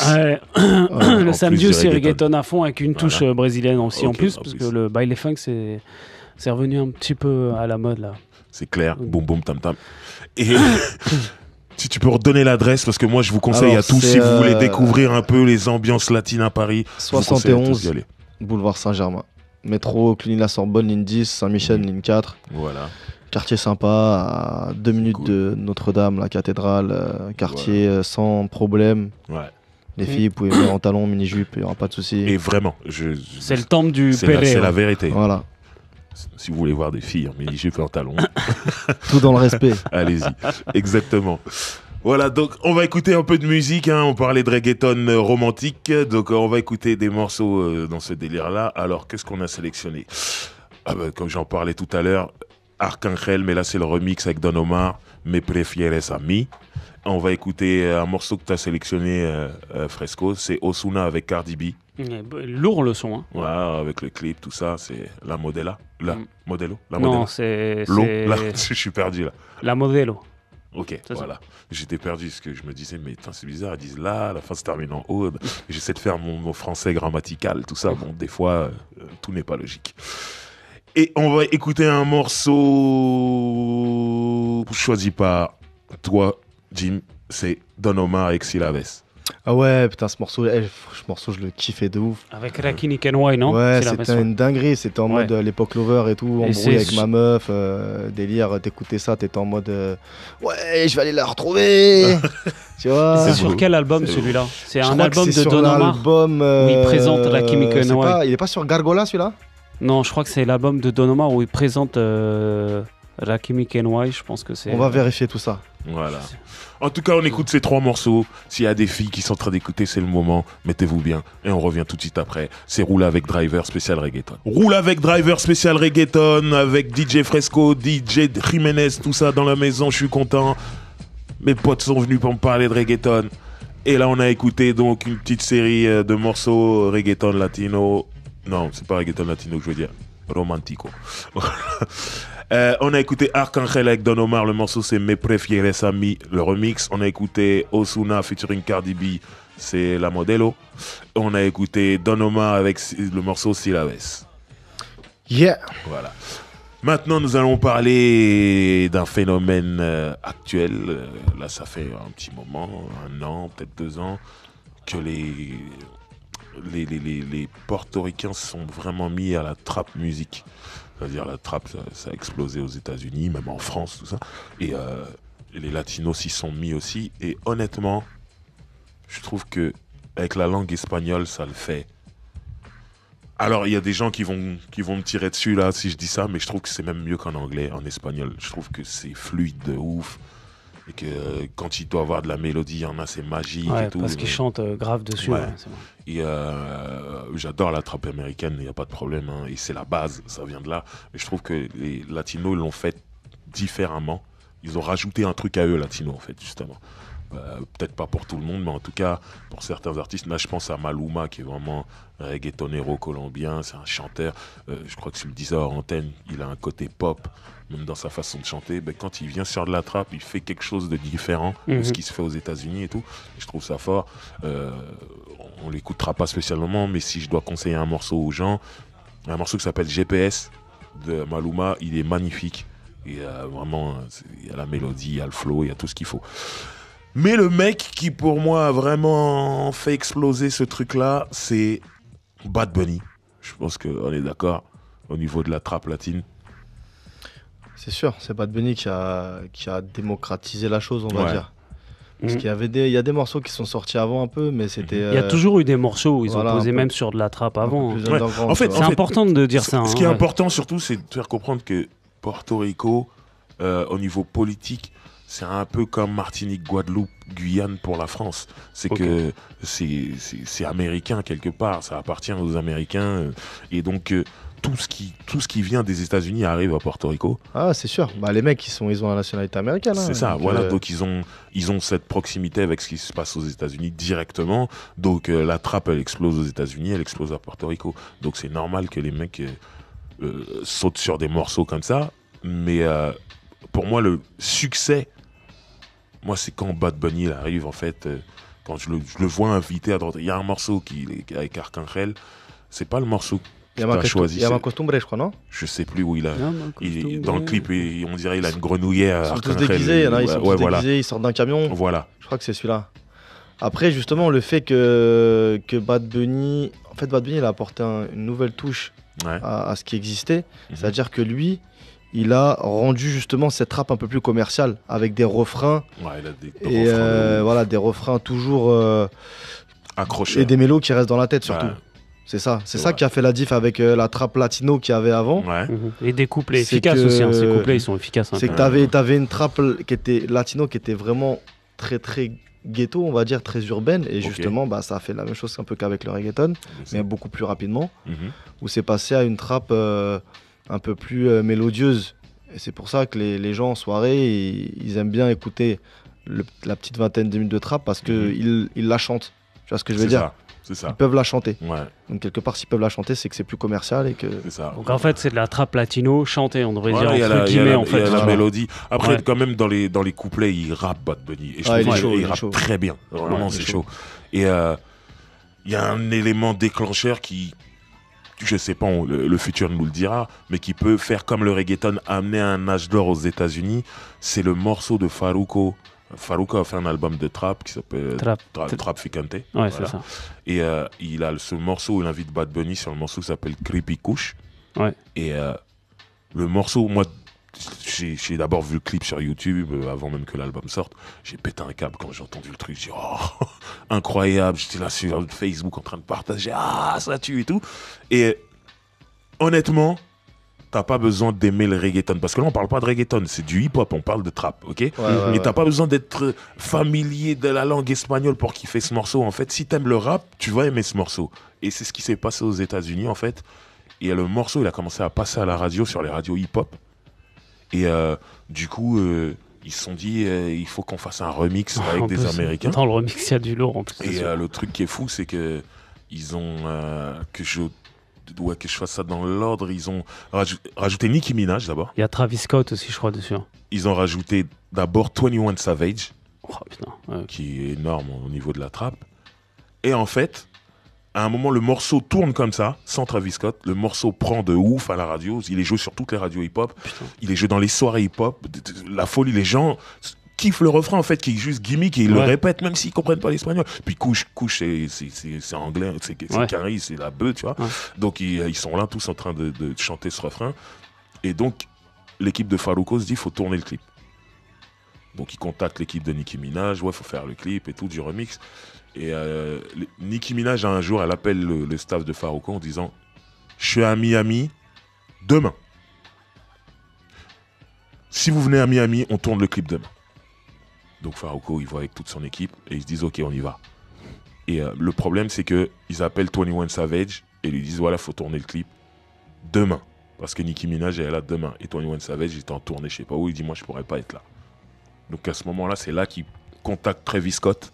Ouais, c'est un truc de ouf. C'est complètement ouf. Ouf. Et ils lui disent, voilà, à la base, il y a 21 Savage, je peux pas être là. Est-ce que toi, t'es chaud, t'es à Miami, à ce qui paraît et tout. Est-ce que t'es chaud pour enregistrer un couplet et tourner le clip dans la foulée? Bon, les Américains, s'il y a un chèque, tout ça, il n'y a pas de problème. Tout. Il a dit ok, et c'est là qu'il a fait le truc. Ils ont tourné le clip, et le truc qui est cool, c'est que souvent, un rappeur, et je parle même en France, quand tu mets une musique un peu latine derrière, il va rentrer dans des clichés où il va vouloir dire des mots en espagnol et tout ça, machin. Et ce qu'a fait Travis Scott, et je trouve que c'est mieux, c'est que lui, il a big up Ivy Queen dedans. Il a cité Ivy Queen. C'est un truc de ouf. Ivy Queen, pour ceux qui ne savent pas, c'est qui est une légende au niveau du reggaeton, et c'est peut-être la première meuf à avoir eu du succès. Et aussi à rapper. Très grande rappeuse. J'en ai vu des vidéos où elle rappe sur Lane Back de Terror Squad. Incroyable. Moi, je suis traumatisé. Mais après, je me suis intéressé un peu à son histoire. Je vois, elle a vécu aux États-Unis. Elle rappe super bien en anglais. En plus, même Daddy Yankee est très fort en anglais. J'étais choqué. Mais c'est des mecs, voilà, c'est Porto Rico, comme on le dit. Ils rentrent facilement aux États-Unis parce qu'ils ont la nationalité américaine, donc voilà. Mais en tout cas, voilà, ils ont rajouté Travis Scott. Il a cité Ivy Queen. J'ai vu Ivy Queen sur Instagram me reposter le truc. Ah, elle était honorée, elle était contente et tout. Et Travis Scott, c'est un jeune, tu vois. Et qu'il arrive à connaître Ivy Queen, qui est une ancienne. Moi, j'ai trouvé ça magnifique. Et du coup, le clip est tourné, le truc prend encore plus. Et aux États-Unis, ce morceau, c'est une bombe. Vraiment, les gens l'ont encaissé dans le milieu du rap, ils l'ont encaissé. Et même à Paris, tu peux le mettre dans des soirées hip-hop aujourd'hui, tu peux le mettre le morceau, les gens ils connaissent. Moi j'étais là, je regardais, je disais waouh, ok. Et il le passe en radio là, il le passait sur je l'ai écouté, j'ai entendu sur Génération, je crois. Tu vois, on en est là, tu vois. Et je pense que s'ils suivent bien, s'ils font bien les choses derrière, ils peuvent créer un mouvement de trap latine. Et Bad Bunny, il a quand même ce truc où t'es pas obligé à chaque fois de faire un remix avec des Américains. Le morceau que Farruko et Bad Bunny passaient déjà à la radio aux États-Unis. Ouais. C'est eux qui se sont dit bon, il faut faire le truc plus grand et voilà. Mais ils passaient déjà parce qu'ils avaient les bons trucs. Maintenant, moi, j'aimerais qu'on parle aussi de Ozuna qui fait du reggaeton mais qui fait aussi de la trappe et je trouve très fort, je trouve très talentueux. Et moi, en plus, au début, je croyais qu'il était colombien, moi. C'est bizarre. Je sais pas pourquoi. Ouais. Et non, c'est un portoricain. Et très, très fort, c'est toute cette nouvelle génération. De toute façon, on parlera en fin d'émission de la nouvelle vague aussi. Mais... D'ailleurs, en plus, Ozuna, lui, il se dit que c'est avec Bad Bunny, mais surtout lui, le premier artiste trap, en fait. Et c'est le premier qui prend, entre guillemets... le risque de chanter sur de la trappe, et finalement, il a bien eu raison, quoi. Et d'ailleurs, le son, finalement, qui fait tout virevolter, ça reste quand même... bon, il y a bien sûr Creepy Kush, mais c'est surtout la Occasion, je pense. Qui a je sais pas combien de millions de vues. T'hallucines aussi sur les millions de vues. On va en parler après. Quand tu regardes des clips tu regardes des clips qui arrivent, mais du lourd, hein, qui sont là, ils sont juste à 100 millions, et tu vois, les latinos, ils sont à presque 1 milliard. Tu te dis, il se passe quelque chose. Il y a un topic il se passe quelque chose. On va parler de ça, spécialement de ça tout à l'heure, parce que c'est très important, surtout aujourd'hui.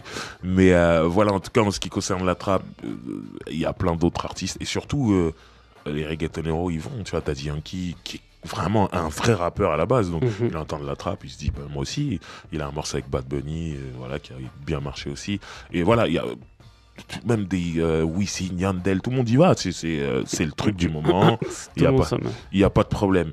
Mais moi, il y a un morceau qu'on va écouter tout à l'heure, moi c'est si je dois garder un morceau de trappe latine, c'est celui-là, c'est Bad Bunny, Chambea. Moi, incroyable. Ça a marré le truc. C'est un truc de quel refrain. Mais pour te dire, le mouvement trap, comme tu dis, latino, qui cartonne, en plus, je pense que c'est ce qui fait le plus de vues, en plus, t'hallucines, mais ça s'inscrit dans le mouvement reggaeton. C'est pas un mouvement qui, tu vois, non, parce qu'il se qui est en parallèle ou quoi que ce soit. Non, c'est la même chose. C'est la mélange. Continuité, entre guillemets, du reggaeton. Il se mélange. En tout cas, on va écouter un peu de musique. Moi... Chambea, bien sûr, il va faire partie des morceaux qu'on va jouer. J'ai dédicace à Sean Cortez qui adore cette chanson, je le sais. Ouais, big up à toi aussi. Voilà, donc on va écouter Farruko avec Bad Bunny, la version originale, Creepy Kush. On va écouter Arcangel avec Bad Bunny, et ça c'est toi qui l'as choisi, Jim. C'est Mea Costumbre. Ouais. Elle est bien, celle-là. On va écouter Ozuna avec El Farsante. C'est la version originale, mais il y a un remix avec Romeo Santos. Je préfère 1000 fois la version originale. Ah, tu préfères? Ah ouais. Ok. Ouais, elle est bien aussi, celle de Romeo Santos. L'intro là, de Romeo Santos, c'est horrible. Le son, c'est pas le délire du son. Après, Romeo, c'est de la trappe, ça peut être bizarre. Mais voilà, en tout cas. Mais les filles, elles le kiffent ce son. Le remix, c'est Farsante avec Romeo. Les filles adorent Romeo Santos.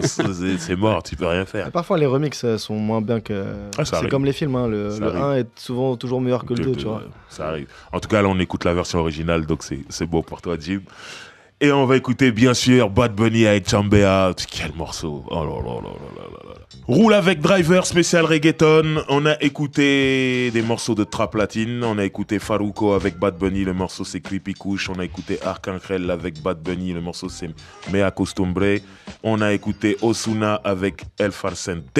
Et on a écouté ce grand morceau qui est Bad Bunny avec Chambea. Quel morceau. Incroyable. Justement, vu qu'on est sur une petite lancée hip-hop, j'aimerais qu'on parle des collaborations qu'il y a eu entre le rap et le rap et le reggaeton, et l'influence aussi qu'a maintenant le reggaeton, la musique latine en général sur le hip-hop, et pas juste aux États-Unis, c'est même jusqu'en France. Tout à l'heure, je parlais de Booba qui a fait un morceau avec Farruko. Moi, je me rappelle quand Farruko, que je suis sur Instagram, il avait posté un truc, photo avec Booba, avec mon pote Booba, notre morceau arrive et tout. J'étais traumatisé. Je me dis, qu'est-ce qu'ils préparent, les mecs, c'est quoi? Et tu vois, après Booba, il vient à Miami. Miami, pour moi, c'est une ville latine. C'est la Caraïbe. Tu peux rajouter ça à la Caraïbe latine. Donc, je pense que les influences, voilà, il a eu vraiment des trucs qui ont traversé ses oreilles, et il a compris des trucs par rapport à ça. Mais, tu vois, aujourd'hui, des groupes comme PNL, ils ont un morceau reggaeton. Sofiane, je crois que c'est dans son dernier album, il a un morceau reggaeton. Ça y est, en fait, on va parler de la nouvelle vague après, mais je pense que des mecs comme J Balvin, ils ont amené le truc en France pour la nouvelle génération, comme un Daddy Yankee ou un Don Omar à l'époque, ils ont pu amener le truc en France sur les ondes françaises. Je pense à Gasolina, ça passait sur Skyrock, par exemple, tu vois ce que je veux dire. Donc, à un moment, ces sonorités-là, elles arrivent dans les oreilles et tu commences à te familiariser avec. Et aujourd'hui, des gens comme J Balvin avec son morceau avec Pharrell, Safari, qu'on écoutera plus tard dans l'émission, tu vois, ça passait ici en boucle. Il y a Mirente avec Willy William qui tourne en boucle à un moment. Les mecs, les rappeurs, ils se prennent ça. Et on est quand même dans une génération, contrairement à l'époque, les rappeurs, en tout cas en France, ils ont plus peur de mélanger leur musique avec d'autres musiques. Ils se disent pas, ouais, les gens ils vont penser que j'ai retourné ma veste ou je sais pas quoi. Aujourd'hui, ça y est, ils y vont. T'as des rappeurs qui parlent d'amour, normal, tu vois. Et du coup, l'influence reggaeton pour la rythmique, pour le côté club, est très importante. Même pour le côté love, c'est très important aussi. Tu peux parler de meufs, en même temps tu peux faire danser. Donc je sais qu'en France, ils ont pas hésité à mélanger un peu avec ça. Et Tardivement par rapport aux Américains. Ouais. Qui après les Américains ils se sont pris ce qu'on a appelé en début d'émission l'âge d'or, ils se sont pris ça et à un moment les Américains disent ok, c'est ça le truc, on fait de l'argent avec ça, on y va. Et du coup il y a eu des collaborations, dont une dont on va écouter tout à l'heure. Je pense à R. Kelly, chanteur de R&B. Le mec il a un morceau qui s'appelle Burning Up avec Wisin et Yandel. Le morceau c'est Looney Tunes quoi. C'est-à-dire sur un album d'R. Kelly, dans une prod de Looney Tunes. Dans l'âge d'or du reggaeton. Voilà. En plus c'est un morceau qu'il a repris qui était déjà dans Mass Flow en fait. Hein. L'instru de Burning Up, moi j'ai entendu dans Mass Flow 2. Ouais. Il y a un morceau avec une voix un peu indienne là. C'était à l'époque Looney Tunes. C'est Mirame, voilà, c'est avec Yankee. C'est un peu le même délire, ouais. C'est quasiment la même base de prod. À l'époque, c'était c'était la mode un peu des voix un petit peu indiennes. Ouais. Voilà, moi, du coup, quand ça sort, moi, je m'intéresse déjà au reggaeton et je suis content. Mais moi, dans ma tête, je me dis, je connais pas encore Mass Flow. Donc dans ma tête, je me dis, putain, R. Kelly, comme R. Kelly, il fait lui-même ses sons, il produit lui-même. Je dis, putain, R. Kelly, il fait le reggaeton comme les latinos, putain, il est fort. Et là, j'ouvre le livret du CD, je vois marquer Looney Tunes, je me dis, waouh, un album d'R. Kelly, il y a une prod de Looney Tunes dedans. C'est magique quand même, c'est fort. Et voilà, il y a lui, après il y a Daddy Yankee qui a fait un remix de son morceau Rompe. Il l'a fait avec G-Unit, il y a Lloyd Banks et Young Buck dessus. À l'époque où G-Unit, 50 Cent, c'est eux qui contrôlent le rap américain. Il a un remix avec eux. Je sais qu'il y a Joel Santana, Deep Set sur un album de Don Omar. Voilà, il y a des trucs comme ça, des ponts qui se font énormément. Et avec des grosses stars du rap américain, il n'y a pas de problème, ils y vont, tout ça. Donc Fat Joe aussi, même s'il fait semblant de ne pas se souvenir. Fat Joe, il est sur le fameux morceau, sur le remix du morceau d'R. Kelly, Wisin et Yandel, tout ça. Donc il y a plein de ponts, de mix entre les deux. Et jusqu'à un certain moment où, comme on l'a dit tout à l'heure, après 2008, où le reggaeton retombe un peu. Et après, moi, il y a un truc qui est important et qui, pour moi, a fait que le reggaeton tombe un peu aux États-Unis. C'est qu'il y a toujours un moment, et il y a ça avec le dancehall aussi, il y a toujours un moment où les Américains, quand ils encaissent un truc qui ne vient pas de chez eux, l'album d'après, ils veulent entre guillemets le produire pour les États-Unis. Et je ne sais pas si c'est l'artiste ou si c'est les Américains, mais à un moment, ils américanisent le truc. Je m'explique, un mec comme Elephant Man, à l'époque, donc artiste dancehall, à l'époque de Good to Go, tout ça, il avait cartonné. Puff Daddy avec son label Bad Boy, ils ont signé Elephant Man. Ils ont dit ton prochain album, il sort chez nous. L'album, ils l'ont américanisé. Et ça n'a pas marché. Et ça n'a pas marché. Bah oui, ça n'a pas marché. Et du coup, moi, ça m'envoie à cet album de Daddy Yankee où il y a un produit par Akon, non? Impacto avec Fergie, il y a Akon sur l'album, il y a Nicole Scherzinger de Pussycat Dolls. Ouais, c'est là où il y a Me Levanto. Ouais, et Am Levanto qui pour moi est le meilleur morceau de l'album. Parce que Am Levanto, c'est un pur morceau latino en vrai. Ouais. Et tout le reste, tu sens qu'il a voulu plaire aux Américains. Et finalement, ça retombe. C'est l'album qui est juste avant Talento de Barrio, je crois, non? C'est celui qui est juste avant. Ouais, c'est Impacto, je crois, ou un truc comme ça. Impacto, c'est le single. Il y a le single Impacto. Ouais. Voilà. Je sais que la jaquette elle est noire. Attends, je vais chercher le titre, ça me tracasse. Et là, il y a pas mal de. Si c'est pas Big Boss ou Cartel. Ouais, je crois que c'est ça. C'est le Cartel, je crois.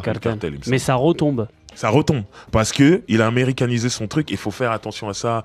Et pour moi, le meilleur exemple, et là, je parle de R&B, c'est Craig David, qui est anglais. et qui avait son R&B avec des roulements, avec le grime en fait. Ouais. Tu vois, le truc, il avait son truc. Et lui, quand il sort son album, où il y a 7 Days, tout ça, il cartonne aux États-Unis. Les Américains, ils connaissent pas ce son. Ils pètent un câble sur lui. Et du coup, la maison de disques dit, ton prochain album, on va le sortir en priorité aux États-Unis. Il faut que tu cartonnes aux États-Unis. Et il revient avec le son de Teddy Riley, on dirait Blackstreet. Il fait What's Your Flavor, tout ça. Qui est une bonne chanson, mais qui existe déjà aux États-Unis. Et en fait, il se pète la gueule tout doucement. Et il disparaît. Après, il redevient anglais. Il fait ce qu'il a à faire en Angleterre. Mais finalement, il n'a pas explosé plus que ça aux États-Unis avec son album américain. Et moi, je pense qu'il y a eu ça à un moment où certains Portoricains ont voulu trop plaire aux Américains, à la scène rap américaine.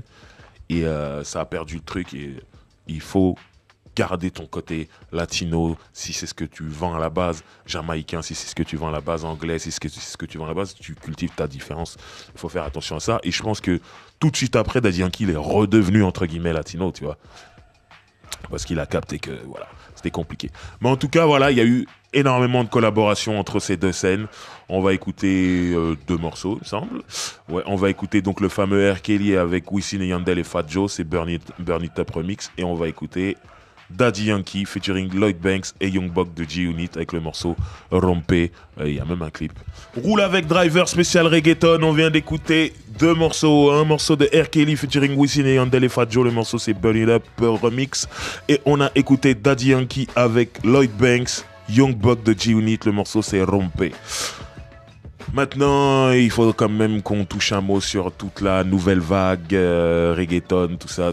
Parce que, bon, Daddy Yankee, Don Omar, Wisin et Yandel, ils traversent le temps. Il n'y a pas de problème, ils sont toujours là. Mais il y en a d'autres qu'on a perdus en chemin et qui ont été remplacés par d'autres. Et c'est normal, comme dans tous les mouvements musicaux et tout ça. Voilà. Donc, pour vous, quels sont les mecs les plus importants de la nouvelle vague ? La nouvelle vague. Ouais. Bah, si on compte la trappe dedans, il y aurait forcément Bad Bunny, Ozuna. Après, il y a le reggaeton colombien qui arrive en force. Hein. Avec leurs gros artistes et tout. Maluma, J Balvin. C'est clair. Pour moi, ça fait partie de la nouvelle vague parce que ce sont des artistes qui sont arrivés, franchement, il y a 3 ans, quoi. Il y a 3 ans, tu vois. Ah, non, clairement. Les Colombiens, ils ont ramené quand même, ils ont redonné un souffle nouveau. Avant de parler de trap, il y a les Colombiens qui reviennent. Ils ont un reggaeton légèrement différent, quand même, dans les rythmiques, je trouve. Dans les rythmiques, parce qu'il y a le vrai reggaeton colombien avec, avec des rythmes un peu différents. Le tempo est un peu différent et un peu accéléré. Et aussi des instruments un peu plus simples. Finalement, on est revenu un peu à un reggaeton un petit peu de base. Et les Colombiens, ils sont violents pour ça. Donc, ils ont donné un souffle à Porto Rico. Hein. C'est important. Ouais, non, c'est vrai. Et d'ailleurs, il y a Nicky Jam, ce que j'allais dire. Pour ça qu'il y a des Portoricains qui ont déménagé là-bas. Comme Nicky Jam. Qui te traduisent bien c'est la Colombie qui lui a donné une nouvelle chance. Ouais, sa deuxième carrière en vérité, en habitant là-bas. D'ailleurs, J Balvin fait des bisous. C'est un ouf lui. J Balvin, Maluma qui ont ramené une touche un peu différente, un peu plus pop aussi. Ils ont commencé à collaborer aussi avec des artistes latinos un peu plus pop, avec des artistes aussi espagnols. Donc toute cette nouvelle génération. Donc il y a le retour, comme tu disais, un peu les anciens, ils ont pu revenir aussi en revenant avec un reggaeton un peu plus classique, un peu plus vrai. Et puis il y a toute cette déferlante latine, les mecs du Venezuela aussi à fond quand même, tu vois, faut pas oublier. Moi au Venezuela, à part Chino et Nacho, je connais personne. Ouais, mais ils ont redonné un gros souffle au truc, tu comprends pas. Il y a aussi pareil les Espagnols, je crois, de ceux qui chantent reggaeton lento, c'est CNCO. Pareil, c'est des petits jeunes garçons, ils sortent pas de la rue. D'Espagne. Ouais, je crois que CNCO c'est espagnol ou Venezuela. Je crois qu'ils sont argentins ou vénézuéliens. Voilà. C'est un espèce de boys band Mais c'est un boys band. Et les mecs, ils sont, tu les entends en discothèque avec le son reggaeton lento. Donc c'est pour te dire que on revient sur un reggaeton un peu plus dansant, un peu plus festif. Moi, quand j'écoute certains morceaux de J Balvin, je me dis, putain, comment il arrive à faire des hits avec rien dans le refrain. Je pense à le morceau Ay Vamos. J'adore ce morceau, mais il n'y a pas de refrain en vrai.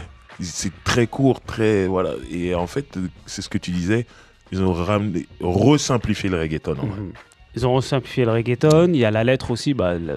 Ay Vamos, on parlait de Don Omar et tout. La lettre, elle est importante aussi. Il parle d'une relation et tout. De couple, ça plaît beaucoup. Et d'ailleurs, le dernier son, un son récent, le son de Daddy Yankee, Dura, finalement, J'adore le mec il revient encore plus aux bases, puisqu'il chante presque comme. Il y a quelqu'un derrière qui adore ce morceau aussi. Et il revient en fait aux bases, quoi, presque du Spanish Raga, tu vois, quand il pose sur le. Même tu vois comment il est habillé old school hip-hop, et c'est un clin d'œil justement, et ça tue. Effectivement, il y a un retour un peu en arrière, tout. Même, on en parlait hors antenne des derniers morceaux que Wisin et Yandel ont sortis, soi-disant chacun de leur côté, mais ils sont à chaque fois ensemble dessus. C'est un retour au son un peu de l'époque et tout, et moi ça me plaît. Mais en tout cas, voilà, en gros, la nouvelle vague, en tout cas, Maluma, je suis choqué. Moi, j'ai vu Maluma au Zénith il y a quelques mois, c'était très bien. Ouais. Et là, je vois qu'il revient à Bercy, à l'Accor Hotel Arena. J'ai du mal avec ce nouveau nom. Comment c'est possible? Parce qu'on n'a pas parlé des concerts latinos, mais c'est quelque chose quand même. Moi, après vous êtes dedans, vous êtes d'origine latine, moi pas, moi j'arrive du hip-hop, ok? La première fois que je me retrouve à aller dans des concerts de reggaeton, ou des concerts de musique latine en général, parce que j'ai pas vu que du reggaeton, je me rends compte que finalement, il n'y a pas besoin d'avoir une promo super large pour remplir des salles comme le Zénith, mais à la fin c'est rempli. Et c'est là que tu vois que dans la communauté latine, les mecs, ils arrivent à remplir des zéniths. Et je me rappelle une fois, Daddy Yankee, il a fait un double zénith. Il en a fait 2 dans la foulée. C'est la folie quand même. Après, c'est vrai qu'il y a une grosse communauté derrière. Tous les Colombiens, à Paris, il y a énormément de Colombiens, de Péruviens. Ouais.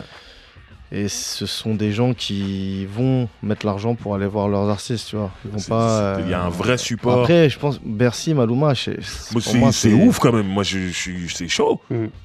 Après, je pense pas. Si j'arrive, c'est beau. Et les Sud-Américains, ils aiment se rassembler. Il va prendre un format, tu vois. C'est important. Je suis pas sûr qu'il fasse le Bercy de 16 000 personnes. Ouais, c'est ça. Pour moi, c'est dur quand même. Impossible. Si, mais il le fait. Hein. Moi, je l'ai vu à la sortie du métro. Il y a une semaine et demie. Il y a les affiches. J'ai dit, après, remplir.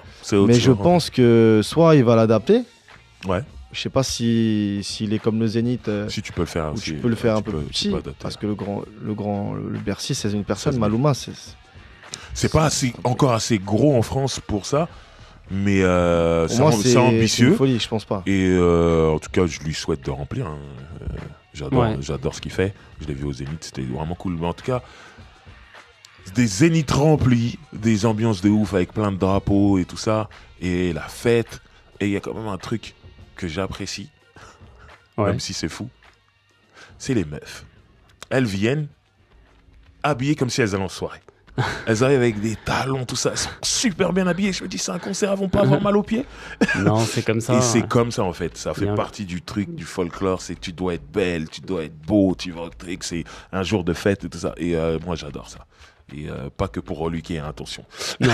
C'est vraiment, j'aime le folklore, se dire que c'est vraiment un jour de fête. On se met au top pour. Voilà. Et en plus, c'est pas comme si on était directement à Porto Rico ou quoi, et qu'il y avait un concert à un moment, il y avait un concert toutes les 2 semaines là à Porto Rico, je me rappelle le Coliseo. Là-bas, c'est normal pour eux. Normal. En fait, là-bas, ils montent des plateaux que tu verras jamais ici. T'as Daddy Yankee, Wisin Yandel. Ils avaient fait un Don Omar, Daddy Bad Bunny, Yankee. Tu pètes les plombs, tu vois.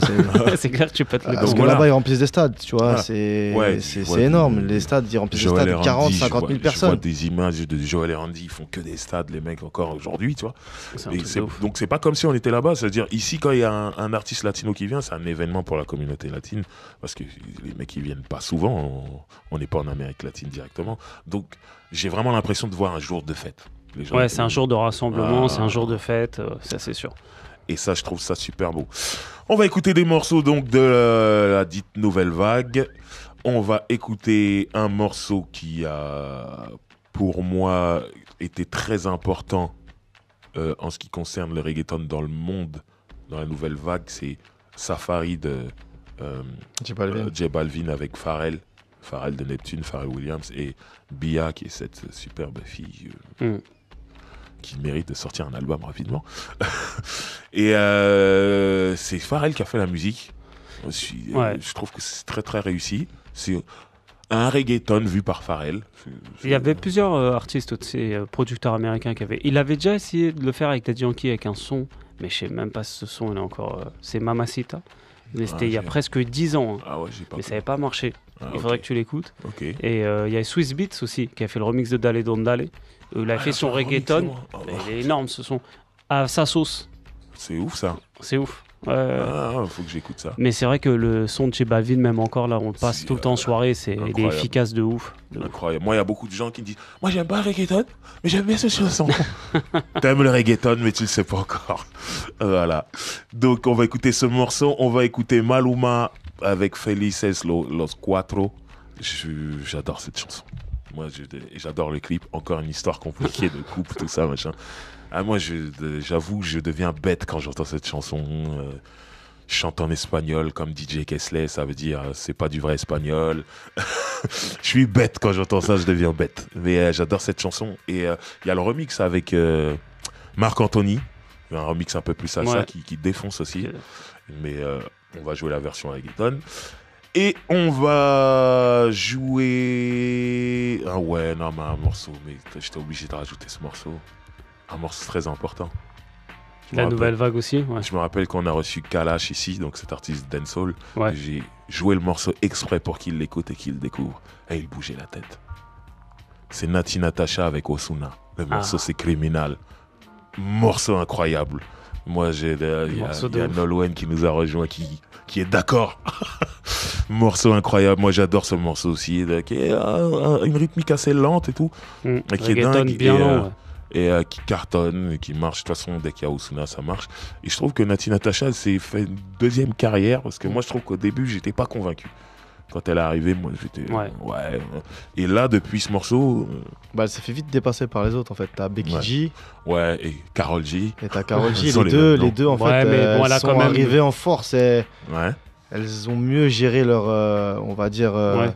leur publicité, tu vois. Elles sont vite montées sur Insta, sur les réseaux sociaux. Ouais. Nati Natasha, elle a été un peu plus en retrait sur ce. Mais avec ce morceau-là, c'est bon, elle les a rattrapés. Elle est à 1 milliard de vues, je crois. Elle est à 1 milliard. Criminal, le son, il est à 1 milliard. C'est la folie. De toute façon, c'est dingue. C'est la folie. On écoute ces morceaux-là, on revient tout de suite après. C'est Roule avec Driver spécial reggaeton. Roule avec Driver spécial reggaeton. On vient d'écouter J Balvin avec Pharrell Williams et Bia avec le morceau Safari. On a écouté Maluma avec Felices Los Cuatro. Et attends, je suis fier de moi. J'ai pas dit Los, j'ai dit Lo. Comme les Portoricains. Je prononce pas le S. Non, je progresse. Et on a écouté Nati Natasha avec Ozuna, le morceau Criminal, qui est juste incroyable. Maintenant, j'aimerais qu'on parle de streaming, parce qu'on est dans l'époque du streaming, et pour dire que les Latinos cartonnent tout, traumatisent tout, ils ont des chiffres incroyables. Moi, c'est vraiment parce qu'on a nos chiffres français. Et t'as des Français qui arrivent à faire des gros chiffres, on est traumatisés. T'as les chiffres américains, mais t'es moins choqué par les chiffres américains parce que tu te dis c'est l'anglais, c'est la langue numéro 1 dans le monde, c'est normal. Et puis les stars américaines sont souvent des stars internationales et tout. Et il y a les chiffres latinos. Il y a beaucoup de gens qui connaissent pas la musique latine, donc ils savent pas. C'est pire que tout. C'est pire que tout. Après, c'est encore plus viral en Amérique latine. C'est ça. Le problème, c'est que c'est tout un continent. T'as l'Amérique du Sud, t'as l'Amérique centrale. Ouais. Et les States aussi. Il y a énormément de latino-américains aux États-Unis aussi, donc ça fait énormément de monde. Et énormément ceux qui sont comme nous, qui sont en Europe, dans le monde. Mais ce qui est fou, c'est YouTube, c'est super important en Amérique latine. Je m'en suis rendu compte en allant en Colombie. C'est que les gens là-bas, ça achète pas déjà. Ça achète pas la musique. Voilà, c'est ça. Donc quand les gens ils cherchent une chanson, ils vont directement sur YouTube. Et du coup, ça fait des. Tu vois, tu veux écouter une chanson. C'est pas juste découvrir un clip. Tu veux écouter une chanson, comme t'aurais mis à l'époque ton CD. Tu vas sur YouTube. Et moi, c'est la première fois que je vois des vidéos d'artistes qui ont des milliards de vues. Pas millions, milliards. Ouais. On parlait de Maluma. Maluma, il a au moins 2 ou 3 clips qui dépassent le milliard de vues. C'est un truc. Romeo Santos, c'est n'importe quoi. Ils ont dû lui donner un prix tellement il avait dépassé le truc. Après, t'as même un artiste comme Pitbull, qui est pas un artiste reggaeton, mais qui fait des trucs latinos, même s'il est dans l'électro ou quoi. Il avait reçu un prix de YouTube avec son morceau Calle Ocho, là. C'est la folie. Ils ont des chiffres, c'est n'importe quoi. Et jusqu'à ce qu'arrive le fameux Luis Fonsi et Daddy Yankee avec Despacito, où là c'est devenu dingue. N'importe quoi, comment ils ont tout arraché et tout. Et là, en plus, contrairement à des morceaux de Maluma ou de Romeo Santos, on est sorti du milieu latino avec cette chanson. Et ça fait que là, les gens qui allaient streamer aussi bien sur YouTube que sur Spotify, Deezer et tout le reste, c'était pas que de la communauté latine. Donc il y avait encore plus de monde. Ah bah, c'est un hit mondial. C'est la folie. Et J Balvin avec son morceau Mi Gente avec Willy William, qui est comme une histoire incroyable. Le morceau à la base, c'est un morceau de Willy William tout seul. C'est ouf, tout seul. Hein. Qui avait quand même fait pour la France 4-5 millions de vues sur YouTube, tout ça. Après, voilà, J Balvin, il monte sur le morceau et ça devient n'importe quoi. Je sais pas, je me demande s'ils n'ont pas atteint le milliard aussi. Ça m'étonnerait pas. Je pense. Mais voilà. Il a flairé le truc, hein. J Balvin, il a flairé quand même le truc. Mais moi, j'avais déjà flairé que... L'instru est dingue, hein. Que Willy Williams, il faisait des trucs lourds quand même, de temps en temps. Dingue, ouais. Mais bon. Après, voilà, je pense qu'il y avait un problème d'image sur lui. Ouais. Parce qu'il sortait au niveau des instrus. Mais il me semble qu'il sort du collectif Métissé. Ouais. Voilà. Donc, il faisait les prods. C'est lui qui faisait les prods pour le collectif. C'est lui qui faisait les prods. Donc, t'es en train de me dire que Mi Gente, c'est lui?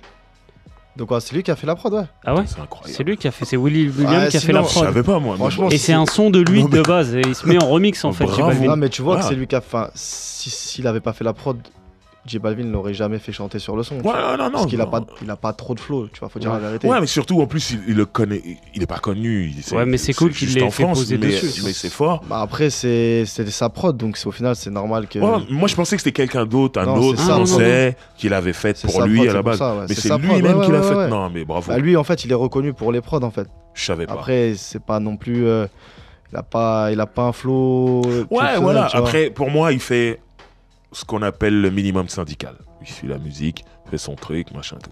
Mais la musique derrière, elle était dingue. Et je pense que J Balvin, il a entendu la musique, il s'est dit, oh, c'est ouf, allons-y et tout. Ouais. Et c'est fort. Après, moi, je connais pas bien l'histoire de Lucenzo et Don Omar, mais pareil, le morceau, il existe sans Don Omar. Et à un moment, Don Omar, il monte dessus, il ramène une plus-value et le morceau... C'est la folie aussi en termes de streaming, même si on était plus sur YouTube que sur Spotify à l'époque, mais c'était la folie en termes de vues. Surtout, le morceau se retrouve dans Fast and Furious, parce que Don Omar joue dedans et tout. Voilà, il y a des destinés avec... Quand même, là, on parle de 2 artistes français, que ce soit Lucenzo ou que ce soit Willy William, qui se retrouvent sur des gros succès latinos, qui font le tour du monde et c'est dingue, c'est complètement dingue. Je viens de regarder, c'est 1,7 milliard là, quand même. C'est chaud, franchement, c'est chaud. Il y a les chiffres. 1,7 milliard. Ouais, c'est chaud. Mi Gente. Ouais. J Balvin featuring Willy William. Alors dingue. que le son de Willy William, moi je le connaissais même pas. Il avait même pas 10 millions, je crois.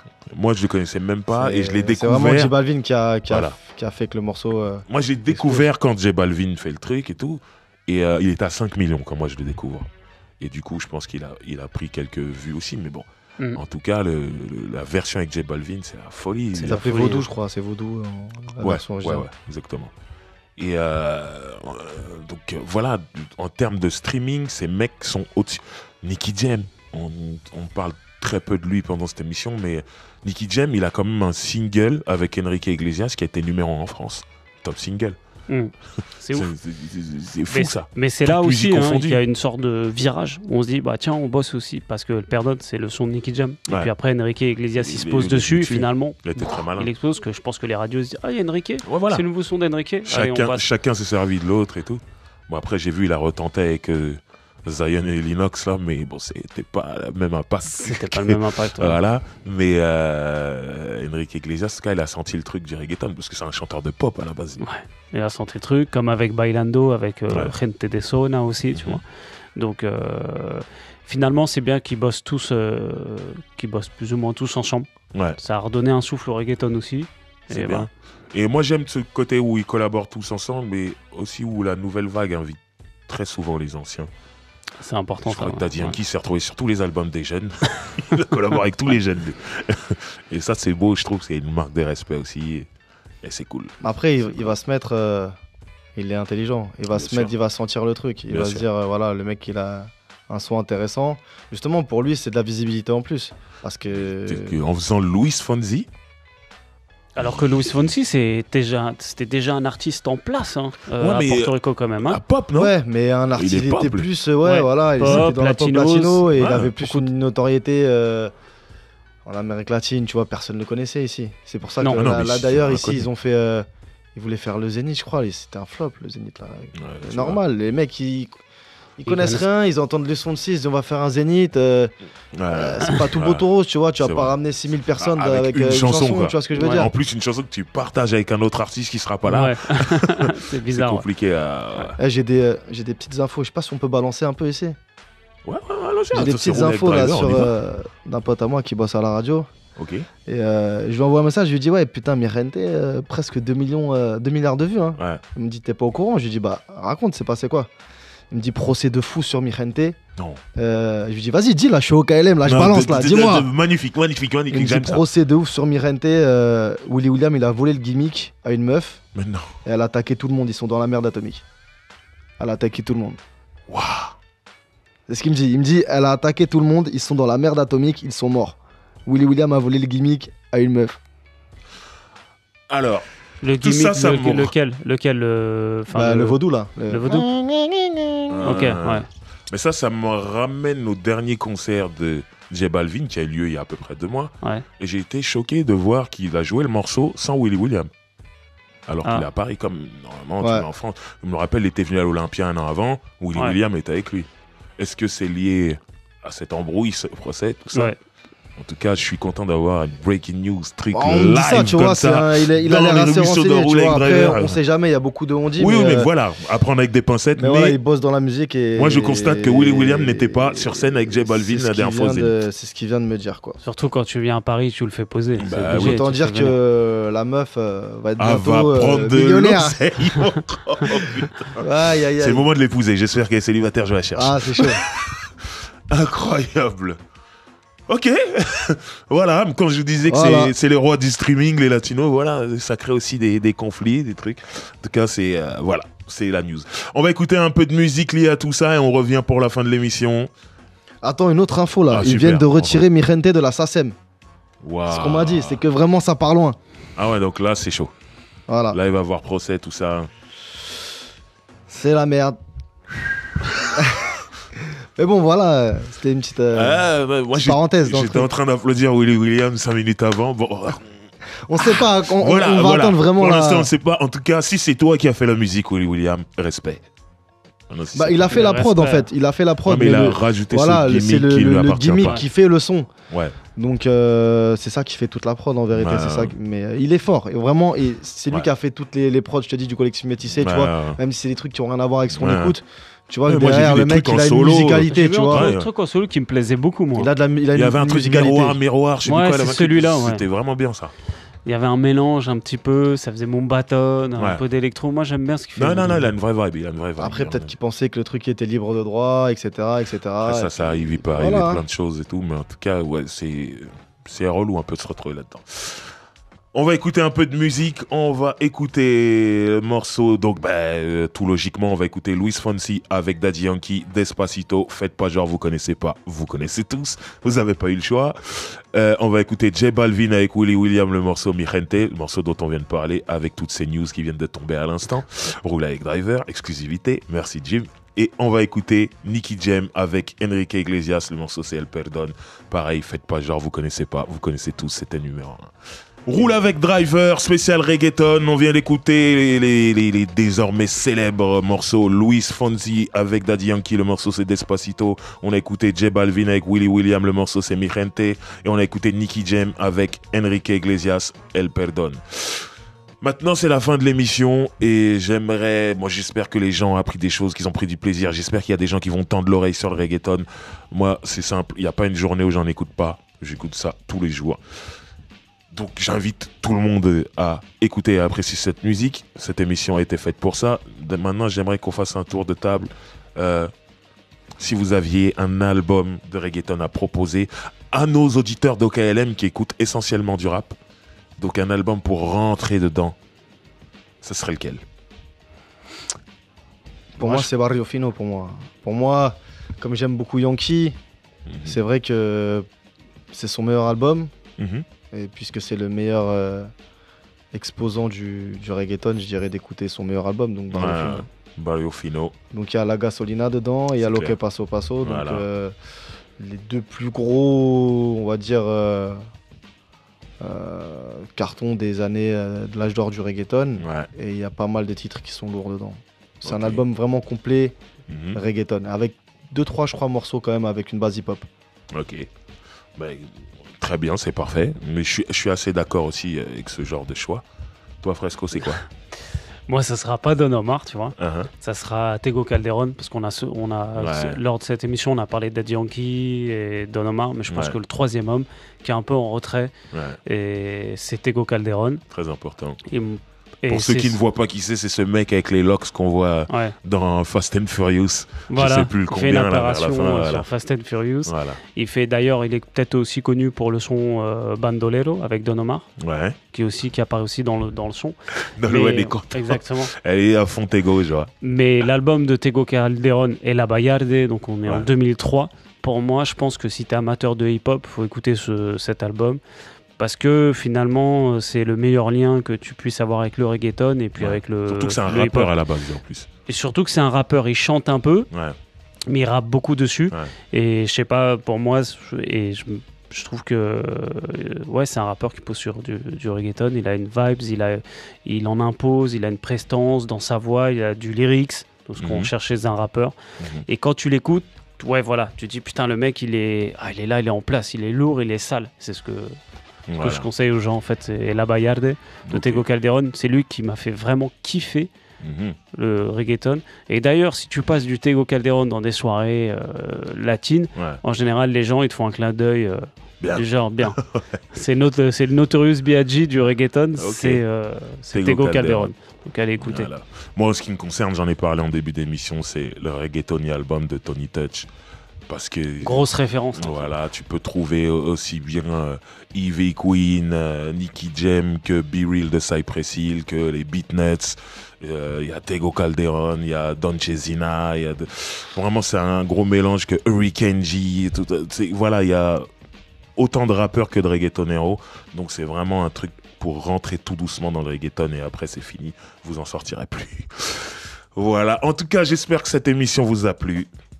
Je remercie DJ Jiménez d'être venu. Merci à toi pour l'invitation, frérot. C'est toujours un plaisir. Ça fait plaisir. Et ça fait maintenant pas mal de temps qu'on se connaît, presque 10 piges. Hein. Putain, mais je me rends même pas compte que ça fait 10 ans que j'écoute direct. Merci pour l'invitation. C'est cool. Fresco, merci à toi aussi. Merci à toi. Voilà. C'était super chouette. Et je tiens à dire aux auditeurs de Au Calme Radio que le premier rappeur français à faire du reggaeton, c'est Driver, il est là, et ça on vous l'a caché. Il a un album en plus en ligne. Voilà, un album qui s'appelle Self Control. Et il y a le clip de Jean Talon tourné en Colombie que vous pouvez voir sur YouTube. Et j'adore le reggaeton tout simplement. Et il y a une suite qui arrive, je n'ai pas fini. Il y a un album qui arrive tout simplement, que je suis en train de terminer tout doucement. Et en plus que t'es le premier rappeur à venir dans nos soirées. Donc finalement nous on était dans un mouvement un petit peu en parallèle au hip-hop ici en France. Et t'es le seul entre guillemets que je connaisse. T'es le seul qui est venu un peu se rapprocher, de dire tiens c'est qui ces gars et tout, c'est quoi ce mouvement et tout, tu vois. Donc moi comme je l'ai dit en début d'émission, quand j'aime un truc j'y vais à fond. Il faut que je sache tout, que je connaisse tout et voilà. Tu nous as mis un peu dans le bain.